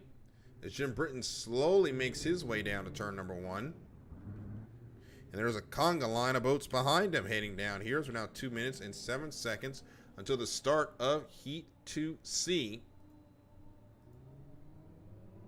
Looking to the outside, we do hear some boats coming. It's now under the 2-minute mark. Jim Britton's going to get to the entrance pin of turn number 1 at about minute 51. Mikey Callaway will be the next boat to get down here. Cy Bowen, though, is going to try to cut him off. Mikey Callaway is going to take that hole away from the U-22. And Jonathan Spittler is going to get in there as well. So that's going to force the U-22 provisionally out to lane number 4. Britton continues to scoot up. There is the C Squatch of Heath Brewster, who's also in this heat. Did not see him until late. But now he is on the water and ready to start this heat. Heath went over in Heat 1C, so he's only on his 30 qualifying points. He needs a good run in this heat. So we're 10 seconds to the 1-minute pin. Cy Bowen's going to be forced out to lane number 4. Jim Britton's in lane number 1, so we're 5 seconds to the 1-minute pin. Make that 4, 3, 2, 1, mark. Britton was late on the start. Cy Bowen treated, and he's going to get some distance out on everyone else. He's got distance on Spittler. Can he get distance on Brewster? He will. And Cy Bowen's going to get all the way over into lane number 1. Brewster will get into 2, but that's going to get taken away by Eldon Sams, so Brewster will have to move to 3. And he's going to have to go even further outside as Jonathan Spittler was in 3. Callaway's in 4. So Heath Brewster's going to have to move to the outside. And it looks like Spittler left him an entrance in there, so Brewster's going to get a break. He's going to end up in there lane number 3, but he's going to be late. Jonathan Spittler just made contact with Mikey Callaway. Almost goes into the restricted zone. Holds on to it. We're 10 seconds from the start. Cy Bowen will lead us to the start-finish line at 5, 4, 3, 2, 1, mark. And we're underway in Heat 2C. And Cy Bowen, that was actually Eldon Sams got there first, but Cy Bowen's going to take the lead away. Heading into turn number 1, Jonathan Spittler going to close up, take lane number 3. He's out there in the 3rd spot. Jim Britton's on the outside in 4th as they come through turn number 1 for the first of 3. Exiting turn number 1, it's going to be a battle for second between Callaway and Sams. Sams on the inside. Callaway, though, on the outside, got lots of boat speed. Going to take that second spot away from Eldon Sams. And that missed basin disposal is now in the tunnel. Heading on the back straightaway, heading towards turn number 2. Jim Britton in 4th, trying to hold on to that boat and keep it on the water. Saw that right spots and get out in the air, and Eldon Sams cut across the rooster tail of Mikey Callaway, goes over and out. That's going to have implications in the battle for the 5th and final graduating spot to Division I as we start lap number 2 with Cy Bowen leading in the General Electric. Mikey Callaway 2nd in the Hydro Thunder. Good bounce back for him. 3rd is Jim Britton in the U711 Miss 711. 4th, Jonathan Spittler in the U6 Frosted Flakes. 5th, Heath Brewster in the U80C Squatch. Eldon Sams over and out in this heat as Cy Bowen has shown impressive speed all year long. Leading now, heading down towards turn number 2, and it's hard to put into words how dominant of a season Cy Bowen has had. He took a couple of years off of full-time competition, came back this year and showed, even with the game changes in those 2 years since, he has not lost a lick of speed as he comes down the front straightaway to put lap number 2 in the books. One more time around for Cy Bowen. The U22 General Electric leads the way from Mikey Callaway in the Hydro Thunder. Jim Britton 3rd in the U711 Miss 711. 4th is Jonathan Spittler and the Frosted Flakes with the Sea Squatch in 5th. Back down the back straightaway now. Sideball and U22 General Electric moved to the outside. Actually moved to the middle of the course now. Head down towards turn number 2. He's got no one around him on a Saturday night cruise towards 400 points for the second time tonight, as Cy Bowen looked like he was in danger, as out in lane number 4 was able to get a good launch around turn number 1 in the 1 minute pin, and now he's going to pick up 400 points and the win in Heat 2C. Cy Bowen going to pick up the win and close accounts in the second flight of heats. Mikey Callaway is going to be second, pick up 300 points in the Hydro Thunder. Jim Britton's going to be third in the U711 Miss 711. We'll come on a start-finish line to pick up 225 points. Jonathan Spittler will pick up 169 for fourth, and 127 for fifth. We'll go for Heath Brewster in the C-Squatch.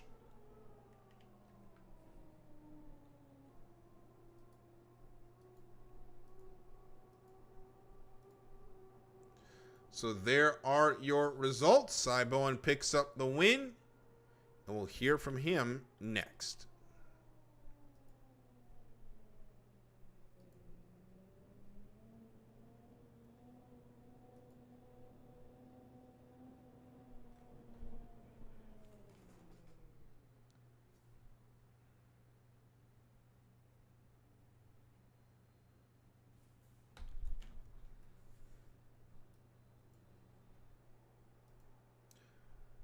Cy Bowen picks up another heat race win here in Division II. We haven't talked to Nick Kish about that one, but that might be a record too, Cy. You are lighting the water on fire tonight. Yeah, they're making it a little easy on me. They're taking it easy on me.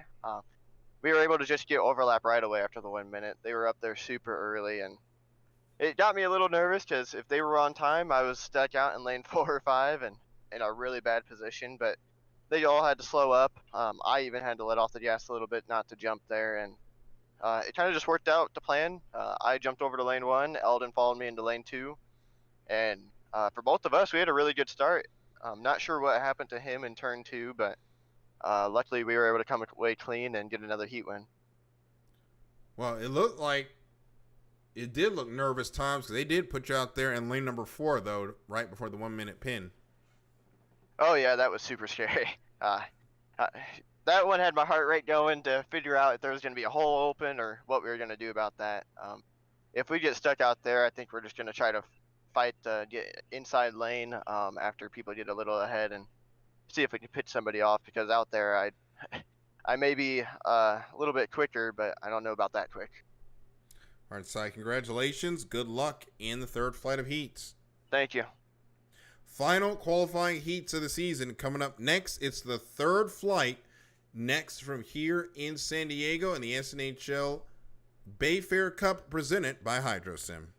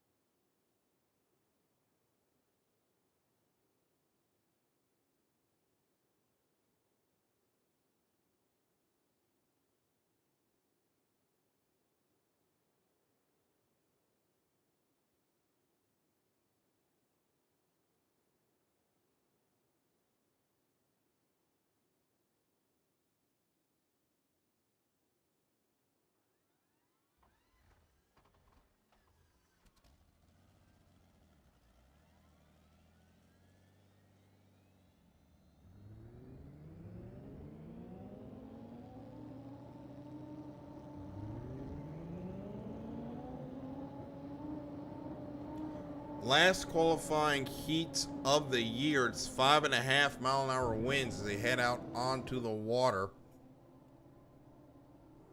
As we get ready to decide who's going to run in the last winner-take-all heats of the season. We start with Mike the Missile Bud Zine in the U524 Misanthropy. On the evening, Mike Budzine qualified 12th. He's got a third and a win on 655 points. Budzine currently in second, has a great opportunity at getting into the front line of the final. Nathan Tessman in the Hot Wheels qualified 16th, had a fourth and a second so far. He's on 499 points. That is good enough for the 9th spot. Needs a good run if he wants to get on the front line of the final, but currently those points would have them squarely in the Connie. Jonathan Spittler, U6 Frosted Flakes, 5th with 599 points, currently on the front line of the final. A good finish should be enough to lock him in there. And Eldon Sams, the Miss Basin Disposal, got a DNF in Heat 2C on 255 points. Currently on the outside looking in of the Connie. Has to have a good run here. And if he wants to get into Division number 1, well, that opportunity might be slipping away as now the Hydro Thunder has jumped the Miss Basin Disposal, and Sams has fallen to third. Now it's Mikey Calloway who's 253 points out of an opportunity of Division 1. While the Dynasty Denash is 256 points behind Callum Washburn for fourth. So that's where we sit in the points right now. No one yet has locked in those final 2 qualifying spots for Division 1. Spittler makes his way around down the front straightaway towards turn number 1. And he's going to be the first. Actually, he's going to join Eldon Sams down here in turn 1. Meanwhile, Francis Ranella comes across Francis Ranella comes over the start-finish line. Heads down towards turn number 1. Don't know if we touched on Ranella. He is currently holding that 5th spot by 256 points. Yeah, Ranella is currently sitting 6th. He's on the bubble with 587 points. He comes into turn number 1. He's on the bubble of making it into the front line of the final. Has to have a good run here to lock himself in. And if he can, might go one step closer into locking in that 5th and final spot in Division 1 for next season. As Eldon Sams trying to keep Ranella outside of lane number 1. Nathan Tessman now sneaking up. He's out there in lane number 3. Jonathan Spittler is arcing that boat, looking to take that lane number 3 gap that Tessman is lining up for. As they're 15 seconds, they are really waiting on it here to go around for the score up. As now at 10 seconds, they get on the pedal. Now they head around. They're all going to pass Mike Budzine with 5 seconds to go. Make that 3 seconds. 2 seconds, 1 second, mark. Good score up, fight for lanes begins. Mike Budzine holds on to lane number 1. Eldon Sams in 2, but he's starting to drift back. Francis Ranella in 3 as they head down the back straightaway, heading towards the commitment pin. Now Eldon Sams is going to dig in, and he's going to hold on to lane number 2. That'll put Ranella into 3. Tessman and Spittler will be on the outside, but it'll be Budzine in lane number 1. Spittler and Tessman will be on the outside. And Francis Ranella will be in lane number 3. And Mike Budzine is the deepest in the turn number 2. Gonna have to wait on it longer than everyone else is. Now they get on the pedal to start the second phase of this start. Budzine comes around turn number 2, gonna hit the exit pin at 13 seconds and come down the start finish line with 10 seconds to go. Here comes Eldon Sams. He's got a lot of speed from lane number 2 as we go with 5 seconds. 4, 3, 2, 1, mark. And it's a good start by Mike Budzine from lane number 1. He holds on to position number 1 while Francis Ranella out in lane number 3 also got a good start. Eldon Sams is a little bit tardy. He'll fall down to 3rd as they go through turn number 1. This time Eldon Sams is able to hold it in the tunnel as they exit the turn, and Mike Budzine has the lead of this race with Francis Ranella in second, Eldon Sams there in the tunnel in third. But Zine said earlier that it was a bad prop that hampered him in the first flight. Well, he got that prop changed out, and they are cruising in that misanthropy as he comes into turn number 1. Bud Zine leads off turn number 2. Still in the tunnel is Eldon Sams, but holding tough. Francis Ranella has second right now. That's good enough for him to build up that advantage over the U13 as we start lap number 2 of 3 with the Misanthropy leading the way. Francis Ranella second in the Dynasty Danash. Third, Eldon Sams in the Miss Basin Disposal. Jonathan Spittler is fourth in the Frosted Flakes and bringing up the rear. Nathan Testman in the Hot Wheels. Meanwhile, up into turn number 1, coming through is Mike Budzine from lane number 2. Eldon Sams has managed to get lane number 1 from him as Budzine got off the buoy row. So Sams in lane number 1, but he is still losing ground, battling now with the 929 for second. Now he's going to start digging into that advantage. Now he's going to move past the 929 and pick up the second spot. But Budzine now moves into lane number 1, forces the U13 to the outside. And the 13 is going to have second spot, but he's going to have a right side mirror full of Dynasty Danash as Mike Budzine leads him to the start-finish line to begin lap number 3 of 3. Budzine leads the way. Misanthropy, Dynasty Danash, and Miss Basin Disposal are deck to deck, heading down towards turn number 1. Eldon in lane number 2 almost makes contact with the 929. Going to take second spot away in lane number 2 as they exit turn number 1 and down the backstretch for the final time. Ranella on the outside's got boat speed out there. Going to try to challenge Miss Basin Disposal for the second position as Mike Budzine is away heading towards 400 points. He's going to be the first to enter turn number 2 as Eldon Sams is now stretching out the advantage for second. But up front, unchallenged, Mike Budzine in lane number 1 comes off turn number 2 and is going to win Heat 3A and pick up 400 points in Misanthropy. Eldon Sams going to pick up second in Miss Basin Disposal. Third will be Francis Ranella and Dynasty Danash, picking up 300 and 225 points respectively. Jonathan Spittler picks up 169 for fourth, and Nathan Testman pick up 127 points for fifth. So that'll wrap things up in Heat 3A.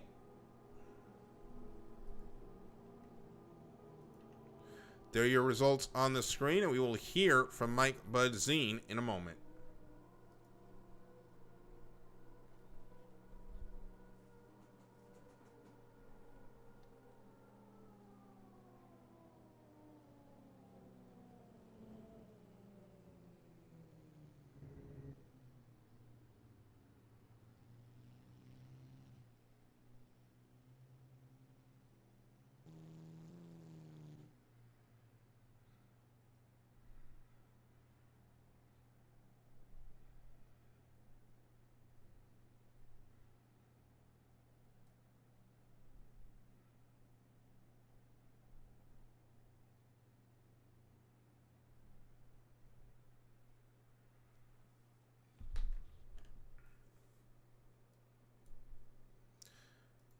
Mike Budzine picks up the win in Heat 3A and joins us now. Mike, I think that prop change was exactly what you needed.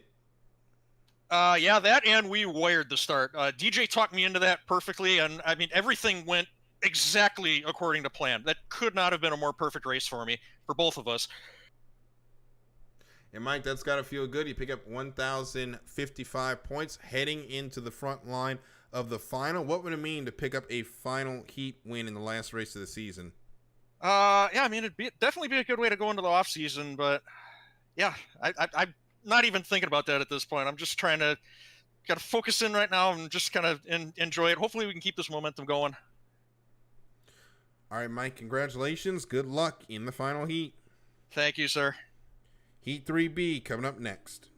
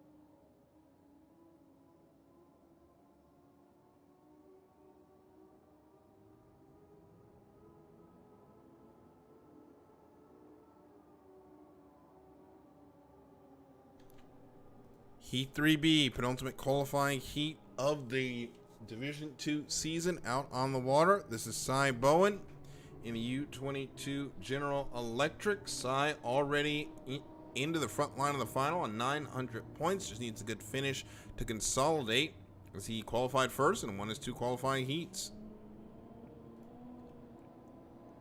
Next up, Derek Demers in the U1918 Alberto Beef Jerky.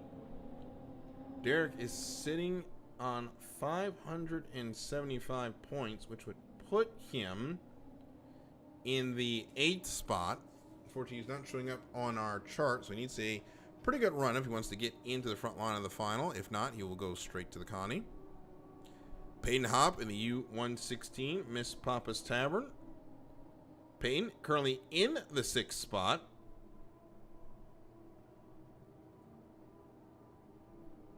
Currently in the 6th spot on 630 points.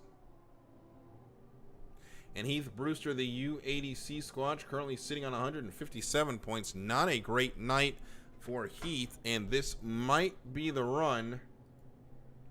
Let's look at the fight for the All-Star race. Mr. Pringle has now fallen back to 11th, 58 points behind Miss Anthropy. C Squatch is 185 points behind the Mr. Pringles. So it looks like it's going to be a battle between Mike Budzine and John Carlton for that last spot. Meanwhile, Adam Thurston, the U14 Peak Performance Racing.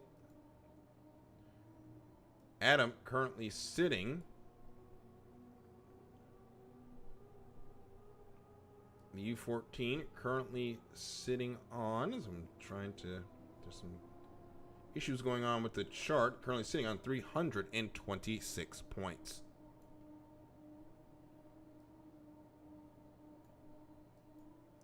So that is where we are with the starters. Now 2 minutes and 16 seconds until Heat 3B. We have one more regular season race.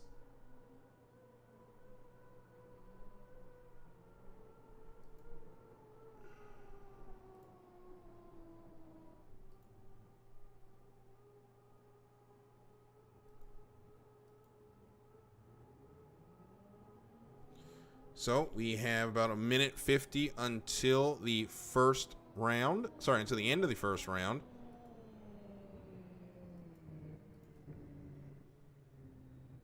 So not to the end of the first round. Sorry, until we get started here in Heat 3B. Adam Thurston brings the boat down towards turn number 1.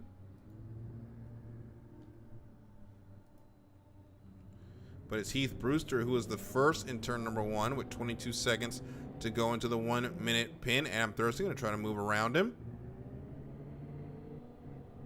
This is 15 seconds until the 1 minute pin. We should see 4 boats to our outside here momentarily as Brewster leads us around turn number 1. Cy Bowen again on the outside, though, got a big run as we're 5 seconds to the 1 minute pin. We got 3 seconds, 2 seconds, 1 second. Heath Brewster's early mark. Brewster will have to go around again. Cy Bowen's going to get over into lane number 1, but, sorry, not Cy Bowen. Peyton Hobson get over into lane number 1, but Cy Bowen up out front. He might actually get over to lane number 1. He will get into lane number 1. So the run from lane number 5 works again. Peyton Hop will be in lane number 2. Oh boy, Alberto in lane number 3. Outside lines will be filled by Adam Thurston and, when he gets up here, Heath Brewster. Brewster will be a long way behind with 18 seconds to the start of Heat 3B. He's going to be far back on this start.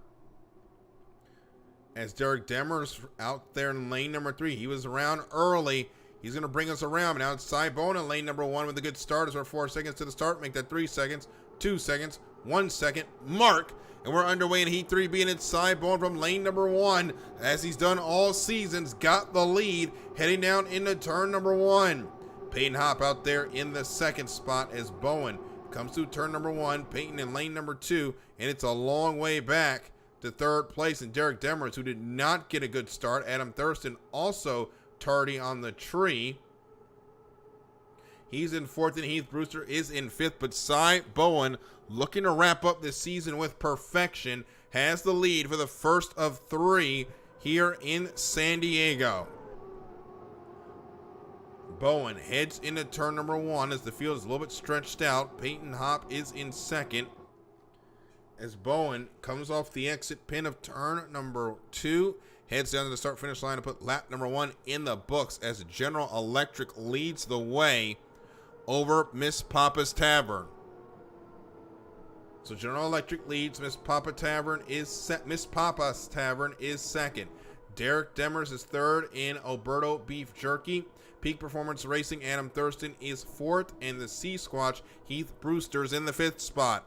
As the field is kind of stretched out into a boat parade here, as Cy Bowen was out in lane number 5, was able to swing around into lane number 1, and now he is running away with it. 3 more turns or 400 more points and a guaranteed spot in the front line of the final. Bowen now heads into turn number 2.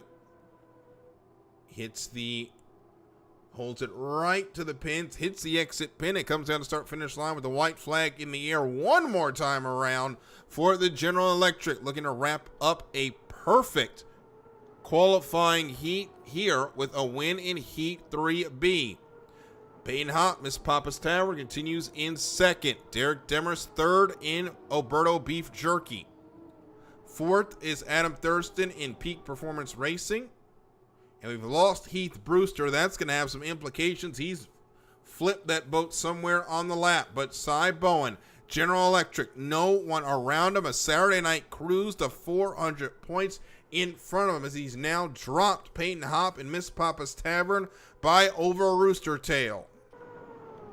The General Electric will make its way into turn number 2 with no one around him. 400 points in front of him as he holds tight to the buoy row. Hits the exit pin of turn number 2 and comes down to the start-finish line to pick up 400 points and the win in Heat 3B. Going to go to Cy Bowen in the U22 General Electric. Peyton Hop going to be second in the Miss Papa's Tavern. Third going to be Derek Demers in the Alberto Beef Jerky. Adam Thurston will be fourth in the U14 Peak Performance Racing, and fifth would have been Heath Brewster, but he is out. So there are your results. And we are going to hear from the driver of the U22 in a moment as Peyton Hop goes perfect here in the Heath Brewster will go perfect. Sorry, Cy Bowen will go perfect here in the U22 in the Bayfair Cup qualifying heats presented by HydroSim.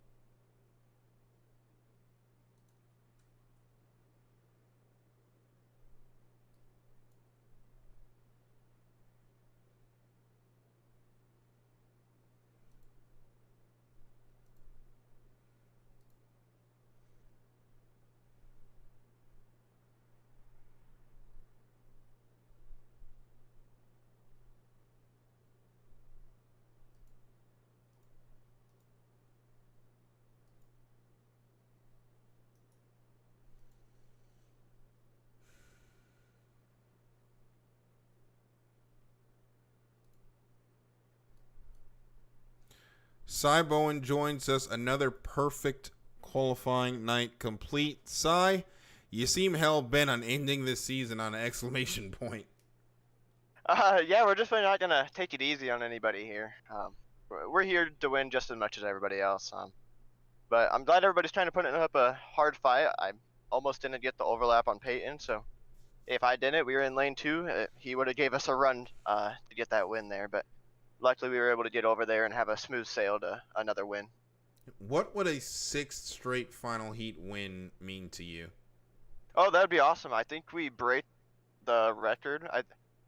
I know Carson has 6 final wins. I think it was last year or the year before in Division II. I think we would break that, having 6 in a row. So that'd be awesome to have a record book that we have the most wins in D2. All right, Cy, congratulations and good luck in the final. Thank you. Heat 3C coming up next.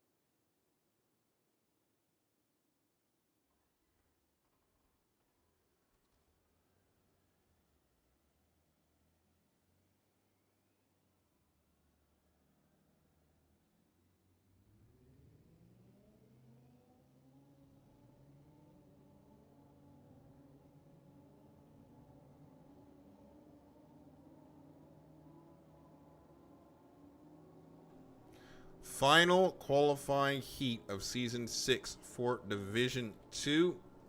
These are final runners for the winner-take-all heats. We'll start with Harley Gray, the U29. Harley came into this one. He is 7th on 639 points. Needs a decent finish. He'll put himself on the front line of the final. And Mikey Callaway in the Hydro Thunder. Mikey currently sitting in 11th with 507 points. He can still get into the into the front line of the final, but he's going to have to pick up 400 points here. Washburn, the Washburn 3D race boats, the U44 in the 13th spot, needs a decent finish in the 13th spot. A good finish gets him into the Connie. A win gets him into the final. So a lot of drivers. And John Carlton there in the GIF presents Mr. Pringles sitting in position number 14. Carlton with that penalty. A win would not get him into the front line of the final, but it would get him into the Connie. And after that 95 points, after the penalty in Heat 1B, he needs a big-time finish here to try to keep those hopes of getting into the All-Star race alive. As Mr. Pringles 58 points behind Miss Anthropy in the run for the in the run for the last spot in the All-Star race. And in the run for the spots for Division 1, Callan Washburn has now clinched his spot in Division 4. So now it's between Francis Ranella, Eldon Sams, and Mikey Callaway for the last spot into Division 1. We'll find out how that wraps up after this heat. We are 2 minutes and 11 seconds until we get an answer to that question as John Carlton makes his way down the front straightaway. Mikey Callaway follows him around. As up front, it's Harley Gray and Jim Britton sitting, and once again, most of the boats have decided that they're going to take a sit-and-wait approach. Mikey Callaway now comes out to lane number 3. Now jumps into lane number 2. Harley's not going to let Mikey Callaway take that spot away from him. as he scoots up. Now they are side by side in a battle for lane number 1. Now 25 seconds to the 1 minute pin. Harley Gray starts to creep out just a little bit. Mikey Callaway in lane number 2. Jim Britton going to move out into lane number 3. And we've got 2 boats coming to the outside as Harley Gray gets on the pedal. Callum Washburn there on the outside, going to try to get the run around with 3 seconds to go. Make that 2 seconds. 1 second mark. Going to be a good start. Did Harley Gray get over in time? Yes, he did. But he's going to get swallowed up by Mikey Callaway and Callum Washburn. Washburn on the outside now pulls that boat over into lane number 3. Mikey Callaway might get the overlap in the lane number 1. He will get that overlap. That's going to push Harley Gray to the outside. Callum Washburn will have lane number 2. 1 will go to Callaway. And Jim Britton will be in 4. Carlton will be in 4. Jim Britton will be in 3. Mikey Callaway looks like he will hold on to lane number 2. But they get swallowed up again as they come around to start Heat 3C. Last qualifying heat of the season. Last opportunity for some of these drivers for 400 points. Who's going to pick them up as they're 10 seconds to the start? And John Carlton leads us to the start finish with 4 seconds to go. Make that 3 seconds, 2 seconds, 1 second mark. Mikey Callaway treed him from lane number 1. It's also a good start from Jim Britton. He's going to be second out there in lane number 4. It was not a good start for the inside lanes of Callum Washburn and Harley Gray. John Carlton also didn't get a good start. He's in 5th, but Mikey Callaway, like he was shot out of a cannon, treed the start and leads by over a rooster tail. Battle for second is on. It's a 3-boat battle as Harley Gray nearly puts that boat on his lid. As he comes down, he jumps into lane number 1. Callum Washburn, though, has second place, trying to hold off Jim Britton, was on his right side mirror, heading into turn number 2 on lap number 1. As up front, Mikey Callaway in the Hydro Thunder with the start of the season comes across start-finish line to put lap number 1 in the books. Hydro Thunder leads by over a rooster tail. Second is Callum Washburn of Washburn 3D Race Boats. Third is Jim Britton in the U711 Miss 711. Harley Gray is 4th, and he's got a right-side mirror full of John Carlton. And Jiff presents Mr. Pringles as they head down towards turn number 1.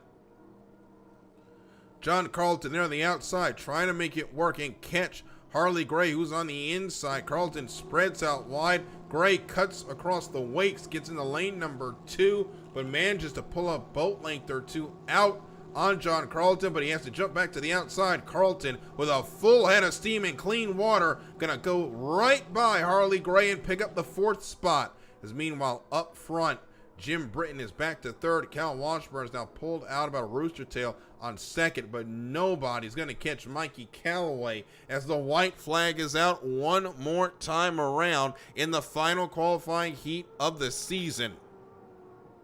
Callaway leads in the Hydro Thunder. 2nd is Callum Washburn, the Washburn 3D Race Boats. 3rd, Jim Britton in the U711 Miss 711. Harley Gray is 4th in the Dangerous Age, and 5th, John Carlton and Jiff presents Mr. Pringles. But back up front, Mikey Callaway played that start for to a T, managed to beat Harley Gray in the fight for lanes and got a absolutely picture perfect start to pick up lane number 1, pick up the lead, and soon pick up 400 points as Callaway heads into turn number 2 with no one around him and 400 points in front of him as he hits the exit pin of turn number 2, comes down the start-finish line to take 400 points in the win in Heat 3C. Gonna go to Mikey Callaway in the Hydro Thunder. Callaway picks up the win. Callum Washburn, the Washburn 3D Race Boats, is 2nd. 3rd's going to go to Jim Britton in the U711 Miss 711. 4th is Harley Gray in the Dangerous Age. And 5th will be John Carlton in Jiff presents Mr. Pringles.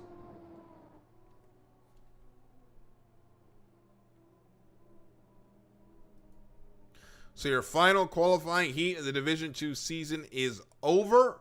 Mikey Callaway picks up the win. We'll hear from him and get you set up for the winner-take-all heats.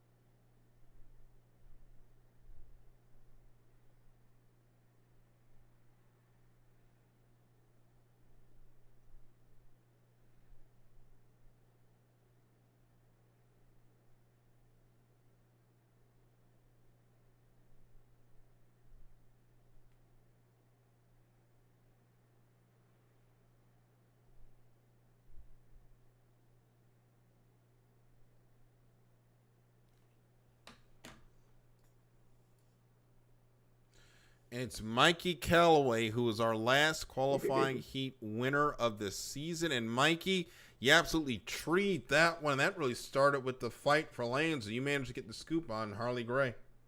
Yeah, I had some pretty good fortune there. I think Harley lifted right before we crossed the 1 minute.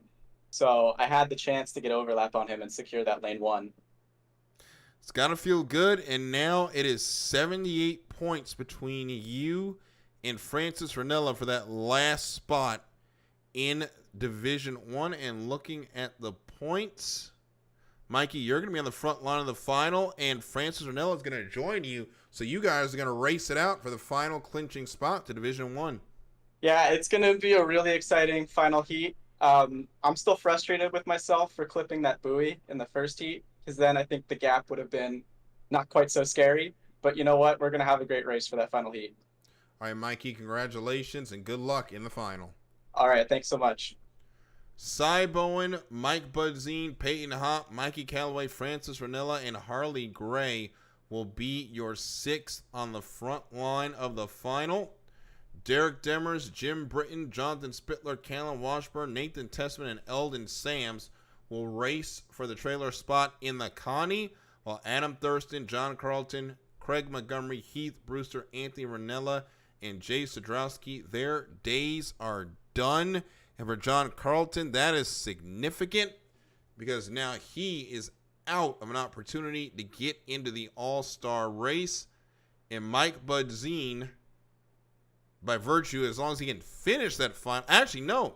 John Carlton, Mr. Pringles, is now in the All-Star race as he leapfrogged Luke Nelson. That's good news for him. And with the Sea Squatch also failing to go through, it's going to be that Miss 7-Eleven that holds on to that spot. Not Miss 7-Eleven, sorry. She represents Mr. Pringles. As Miss Anthropy will jump Vulcan.com as long as Mike Budzine finishes the 5-lap final. So that is how things are set. And our Connie heat is next.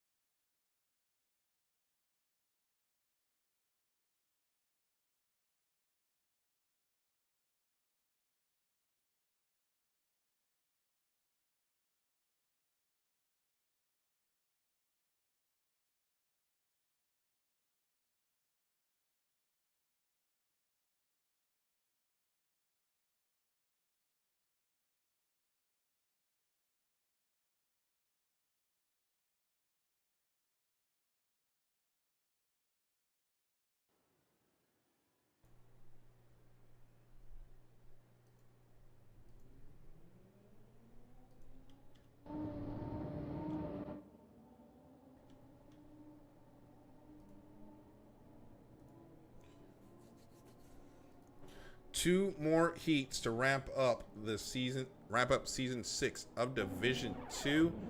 And this will be the Connie, our final winner-take-all heats of the year. Eldon Sams trying to get his way into the Connie to still have an opportunity to fight for that last spot in the Division 1. Derek Demers also out here in this heat. He will be racing for Pride, as well as Nathan Tessman and Jonathan Spittler. Jim Britton in the U711, Miss 711, also out here in the heat, in the final heat, starting this Consolation heat. And Callum Washburn 3D Race Boats, he is locked in to Division 1, still wants to end his year and his career in Division 2 in a final heat in San Diego. So that is our lineup. 3 minutes, 35 seconds until the start of the Connie. And while we've got this time, I'd like to say thank you all for joining us this season. It's been a lot of fun bringing this broadcast to you, and I cannot wait to come back and do this in Season 7 later on this year.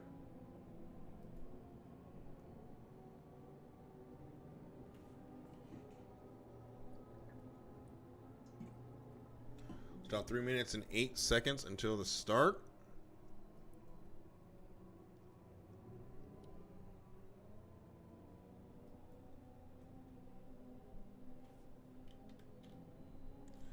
So Spittler now under 3 minutes to go. Jim Britton going to cut the course from front to back. Head down the back straightaway. He's got Callum Washburn to his outside. And now Britton will cut from back to front.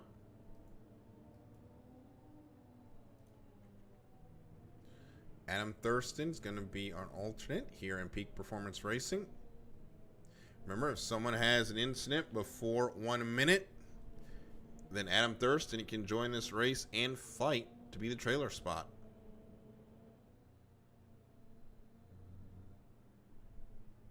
Back up front now into turn number 1. It's starting to get quiet out here as Eldon Sams, Jonathan Spittler, and Nathan Tessman have moved into turn number 1.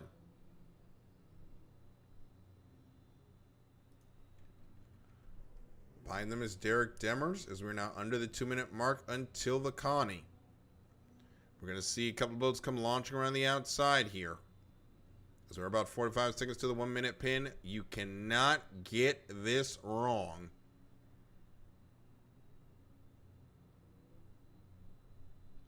If you want a chance at the Connie, you will be knocked out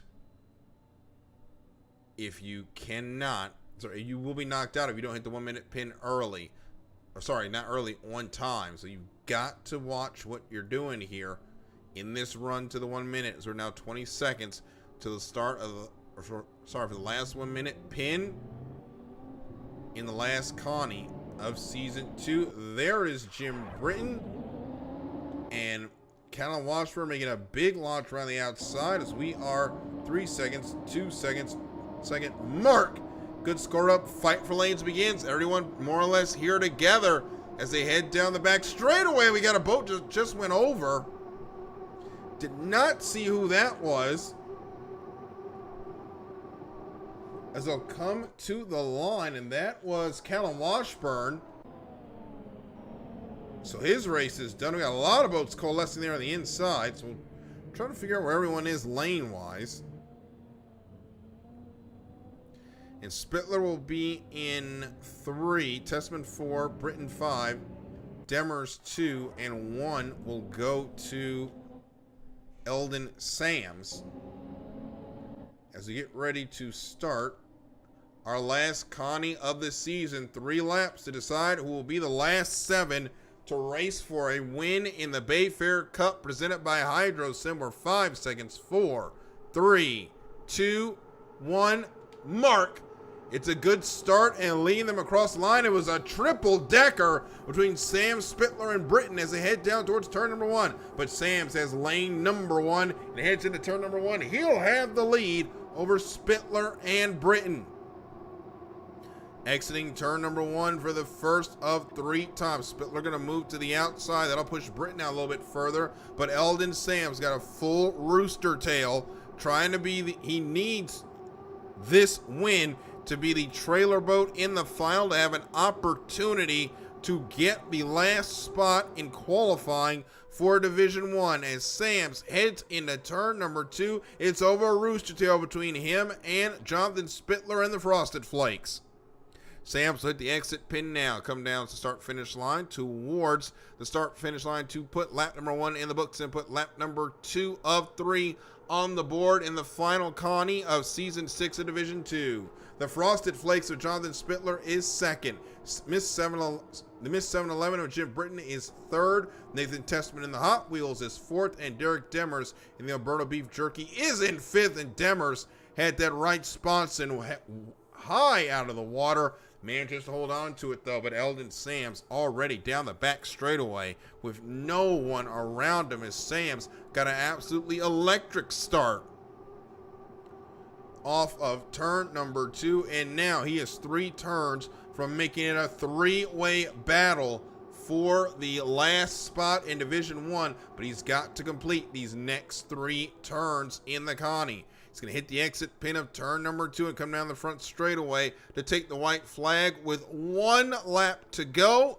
here in the Connie. And it'll be Eldon Sams and Miss Basin Disposal who leads him across the line. Second will be Jonathan Spittler in the U6 Frosted Flakes. Jim Britton in the Miss 711 is third, while Derek Demers in the Alberto Beef Jerky is fourth, while Nathan Testman's jumped to the outside in the U96 Hot Wheels in fifth. But back up front, Eldon Sams has been on a Saturday night cruise since the start of this heat. And all he has to do is ease it around at this point, and he'll be in the Connie as Sams still has an outside shot of getting into Division 1. But the first opportunity for that would be to win this Connie. He's going to do it, and it'll be a 3-way fight in the final to see who's going on to Division 1. Off turn number 2 for the final time. Eldon Sams going to come to the start-finish line and take the win in the Consolation heat, and Eldon Sams on his way to the final. Jonathan Spittler in the U6 Frosted Flakes is second. Jim Britton in the U711, Miss 711 is third. Derek Demers in the Alberto Beef Jerky will be in fourth. And fifth will be Nathan Testman in the Hot Wheels.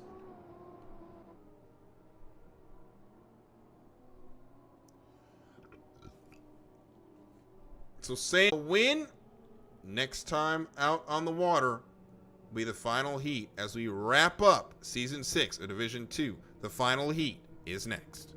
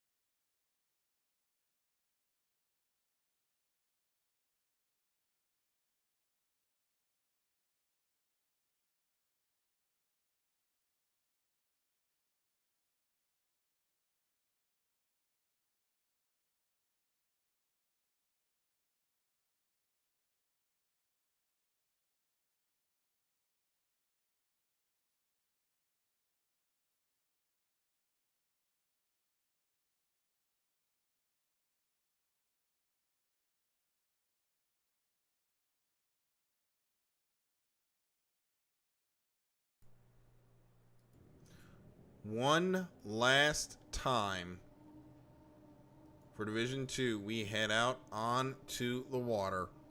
7 unlimited hydroplanes will fight for it. Here are your starters in the final heat in the SNHL Bayfair Cup presented by HydroSim. And we'll start with Cy Bowen. He got here on a perfect 1,300 points. Won the final heat. He won or qualified up front. Won all 3 of his qualifying heats. Get here on 1,300 points. Francis Ranella, the Dynasty Danash, is next on 812 points.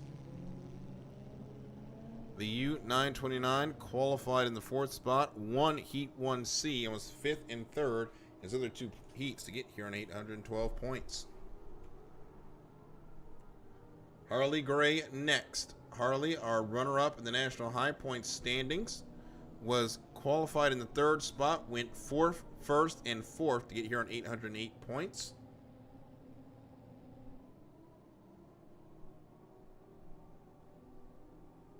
Well, Peyton Hopp in the Miss Papa's Tavern got here on 930 points. Not bad for your first race back in 9 months. Qualified 10th, got 3 second-place finishes to get here. And Eldon Sams, you just saw him win the Connie. He will be the trailer boat and start 5 seconds behind the rest of the field.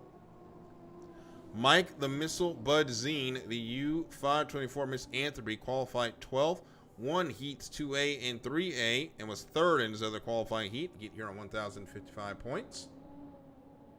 And Mikey Callaway, the Hydro Thunder, on 907 points. He won the final qualifying heat of the season to get here after a 5th and a 2nd. After qualifying 2nd, gets him here on 907 points. Jonathan Spittler will be our alternate for the Connie spot. Something happens to one of these boats out here, he will be able to join as the trailer, and Eldon Sams will move to the front line. That has to happen before the 1 minute mark. This Francis Ranella, U929. If he finishes ahead of Mikey Callaway, he will go to Division 1. If Mikey Callaway finishes ahead of Francis Ranella, he instead will be in Division 1. For Eldon Sams, well, he needs Francis and Mikey to have issues, and he's got to finish in the top half of the field for him to go on to Division number 1. And Harley Gray just played a dangerous game. He spun that buoy right in front of us. The entrance pin to turn number 1 did not dislodge it as he was cutting around Francis Ranella and moves into lane number 1 with 33 seconds to go until the start. Mikey Callaway's up in lane number 3. And we do not see yet any sight of our National High Points winner, Cy Bowen. So not sure what happened to Cy as far as the milling period. As now we get ready to go at 7 seconds to go into the 1 minute pin. Harley Gray leads them around turn number 1 as we hit the mark, and the final heat, last fight for lanes of the year, is underway. And there is Cy Bowen all the way out there in lane number 5. Miss Papa's Tavern out in lane number 4. May be able to move over lane number 3, but they have got Cy Bowen out there in lane number 5 for the first time this year. Cy, if he's going to end this season with a perfect streak, he is in some trouble. It's going to be Mikey Callaway in lane number 2. Lane number 1 will be Harley Gray, 3 the 929, 4 the 116. And if Cy Bowen's going to win this race, he's going to have to do it from the outside as they come through turn number 2 for the final time. Let's turn them loose in the SNHL Bayfair Cup. Harley Gray going to lead him down to the start-finish line. We're 5, 4, 3, 2, 1, mark. And we are underway, and Harley Gray has got the lead going away in lane number 1, heading down towards turn number 1 for the first of 5. It was also a good start out there for Cy Bowen. He's up to the 3rd spot, Mikey Callaway is in second as they come through turn number 1 and head down the back straightaway for the first of 5. In our fight for the last spot in the championship to Division I, Francis Ranella is back in 5th spot, but that is where he needs to be. He can clinch the spot there. But no, actually, no, it would be Mikey Callaway who would clinch the spot because he's up in 3rd. Francis Ranella is in 5th as Harley Gray comes through turn number 1 for the first of 5. Gray hits the exit pin of turn number 2. Will put lap number 2 in the books as Harley Gray leads the way in the Dangerous Age as he'll end lap number 1. Cy Bowen is second in the General Electric. Third is Mikey Callaway in the Hydro Thunder. Miss Entropy is 4th with Mike Budzine. Francis Ranella in the Dynasty Danash is 5th. Peyton Hop is 6th. Miss Papa's Tavern and Eldon Sam 7th. Miss Basin Disposal. It's between Harley Gray, though, and Cy Bowen. As Gray makes his way down the back straightaway, heading towards turn number 2. Cy Bowen in second. He is about half a rooster tail to the outside of Harley Gray, still battling for this final heat win as Harley Gray almost put that boat up on its lid as Gray makes his way through turn number 2. Gray, our national high points leader, runner-up, looking to end this season, end his time in Division II with the exclamation point, and show he's going to be a boat to deal with in Division I as we start lap number 3. With Harley Gray, Dangerous Age leading the way, Cy Bowen, General Electric is in second. The Hydro Thunder, Mikey Callaway is 3rd. 4th is Mike the Missile Budzine and the Miss Anthropy.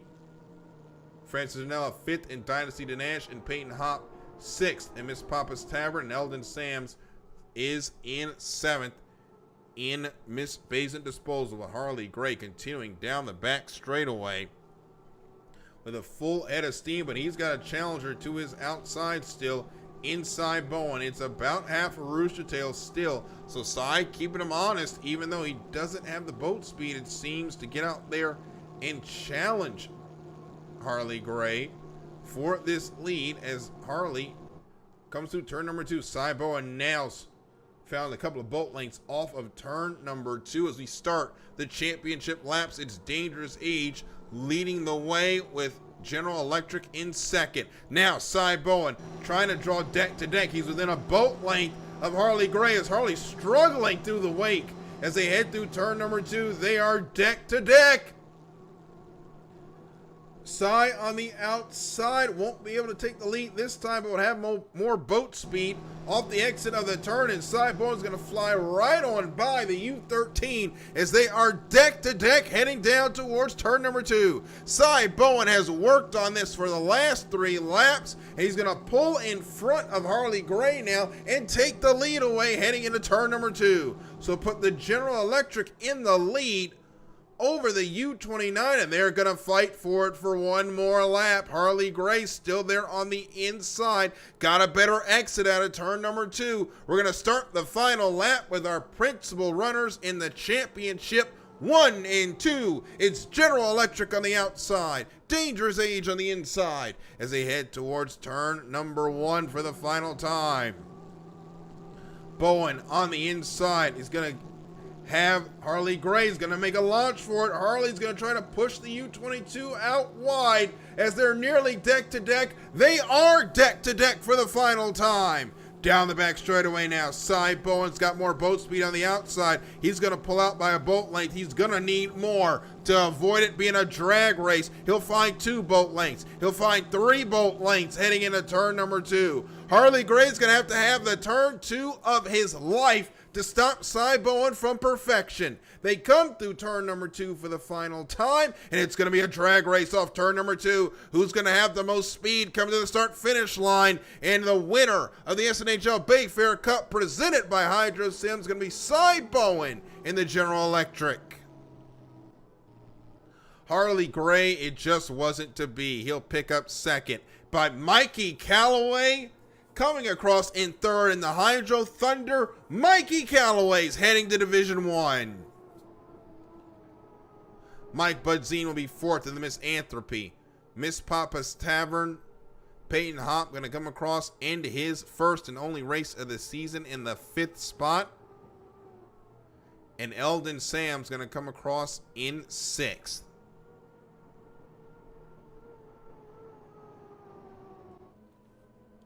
Cy Bowen, a dominant, undisputed season.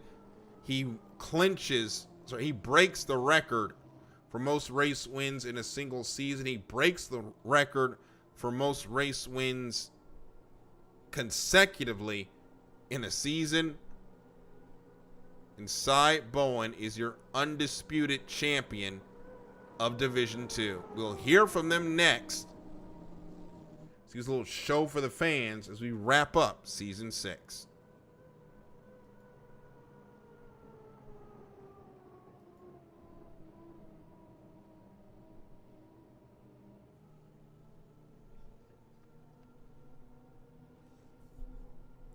And as we wait for our podium,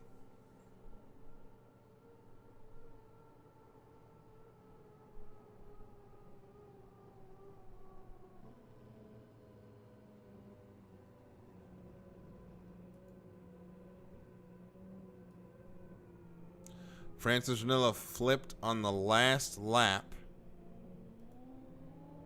And unfortunately, his opportunity at Division 1 is gone. Your final national high point standings will look like this. Cy Bowen wins the championship with 13,116 points. He wins that championship by 2,683 points over Harley Gray. Jay Sadrowski was 5,820 points back for 3rd in the ProLevelGamer.com. Callum Washburn 3D Race Boats, ends the year 6,477 points back. And Mikey Callaway with the walk-off in 3rd, 6,661 points back. However, that is good enough to put him into Division 1. The Dynasty Danash, Francis Ranilla, was 147 points short of making it to Division 1. Eldon Sams, however, the Dynasty Danash, joined by Miss Basin Disposal. Eldon Sams, who finished 7th in the points. Max Corvo 8th. Mike Budsey 9th. And John Carlton in the 10th spot. Those 10 will go to the All-Star race. And now we will talk to our podium. And we will start with our 3rd place winner. And I think this is going to be a happy camper, Mikey Callaway, who walks it off to get to Division 1. Mikey, congratulations on the run. And you, sir, are heading to Division 1. How does it feel? I mean, I don't even know what to say. I really didn't expect this today. I kind of needed to have the heat of my life in that final heat. And I managed to clinch a podium. So that was exactly what I needed. And Mikey, it's been a great season. Now you head up to Division 1, and it was a challenging night for everyone. How did you keep focus to get to this Division 1 spot? Yeah, I had a really rough race the last week. I think I got overconfident in my speed and didn't have the racing ability to sort of back it up. So one of the things in preparation for this race is I've just been practicing with a bunch of people and getting used to fighting and being aggressive, but also knowing the boundaries and the rules and just kind of how far you can push it. And I think the results tonight really reflected that practice paid off. Well, Mikey, congratulations. You're on your way to Division 1. Enjoy it, and we'll see you next year in the top division. Awesome. Thanks so much. Next up is going to be a guy that unfortunately second isn't going to feel good. Harley Gray joins us now, the driver of the Dangerous Age. And Harley, you had it for about 3 laps, but just too much General Electric there at the end. Yeah, just too fast. I was doing everything I could to hold him off. It was just it was all on the back stretches where he was beating me, just better at flying the boat into the wind. But that was super fun. I mean, I can't be too upset because that's about as good as a race could get right there. But it's got to feel good. You are heading into Division 1, and you did end the season on a high note, sitting on the podium here in the final race of the season. Yeah, not as high as I wanted to be, but we'll give them hell next year. All right, Harley, congratulations. We will see you in Division I as well. Congratulations. All right, thanks, Daryl. See you next year. See you next year. And our next driver, I'm running out of expletives for how this season went. Breaks a consecutive wins record, breaks the record for most wins in a season, finishes off the Division II run with a final heat. Cy Bowen, congratulations. I think you're ready for Division I, bud. I would hope so by now. A full season in D2, it definitely gives you some training. Racing against these guys has been a blast. Of course, it's D2, but they are no slouches behind the wheel. They give me a run every single time we are out there. We're just able to put ourselves in the right spot. That final, we were out in lane 6 coming to the start and nailed the start and was able to get down to lane 3 and then move over to lane 2 and run down Harley. But I wouldn't be anywhere I was without the team. We added Mikey going into this last race. He's been a big help. My grandpa, John, he's always up to practice, and he's helping me a ton too. Scott and Jay too. This entire team that we put together is put in a lot of hours to make us this fast. And of course, we would not be getting 6 final wins without all of them. And it's got to feel good to pick up the win. And John Carlton, your grandfather, is going to be going into the All-Star race. You, Jay Strowski, and Mikey Calloway joining you in Division I. Been a successful year for the whole team. Oh, absolutely. It's an awesome way to wrap up the season. Mikey clutched into the top 5 in this final. Congrats to him. Jay didn't have to show up. He's had some family's trouble going into this race, so luckily he had a good cushion to miss this race and still be all right. I'm just glad that the season went the way it did. Everybody improved. It's awesome. All right, Cy, congratulations and good luck next year in Division I. Thank you so much. So that'll wrap it up for Division II. Next weekend, you're not going to want to miss this. 6 drivers within 1,500 points. The championship in SNHL Division I could be decided in the final heat. The SNHL Bill Muncie Cup presented by HydroSim will get started on Saturday. Pre-race starts at 6:30 with the final heat to start on 7 to wrap up Season 6 of the Saturday Night Hydroplane League. So that'll do it for Division II. Cy Bowen is your champion. He is your race winner. Thank you all for watching. We'll wrap up the SNHL season next week. We'll see you then. Good night, everyone.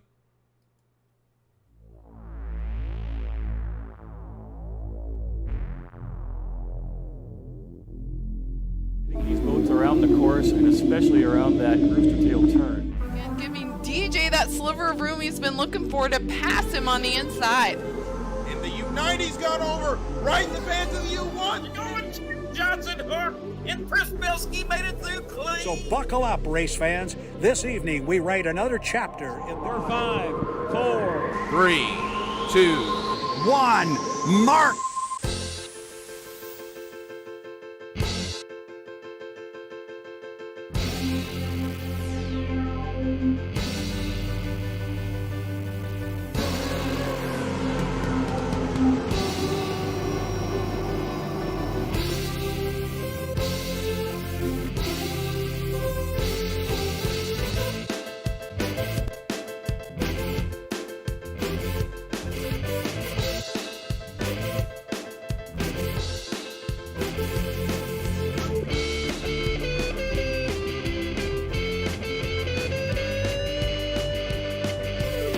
From San Diego on Mission Bay, the Saturday Night Hydro League presents the 2024 SNHL Bayfair Cup. Brought to you by Title Sponsor HydroSim, the free online hydroplane racing simulator.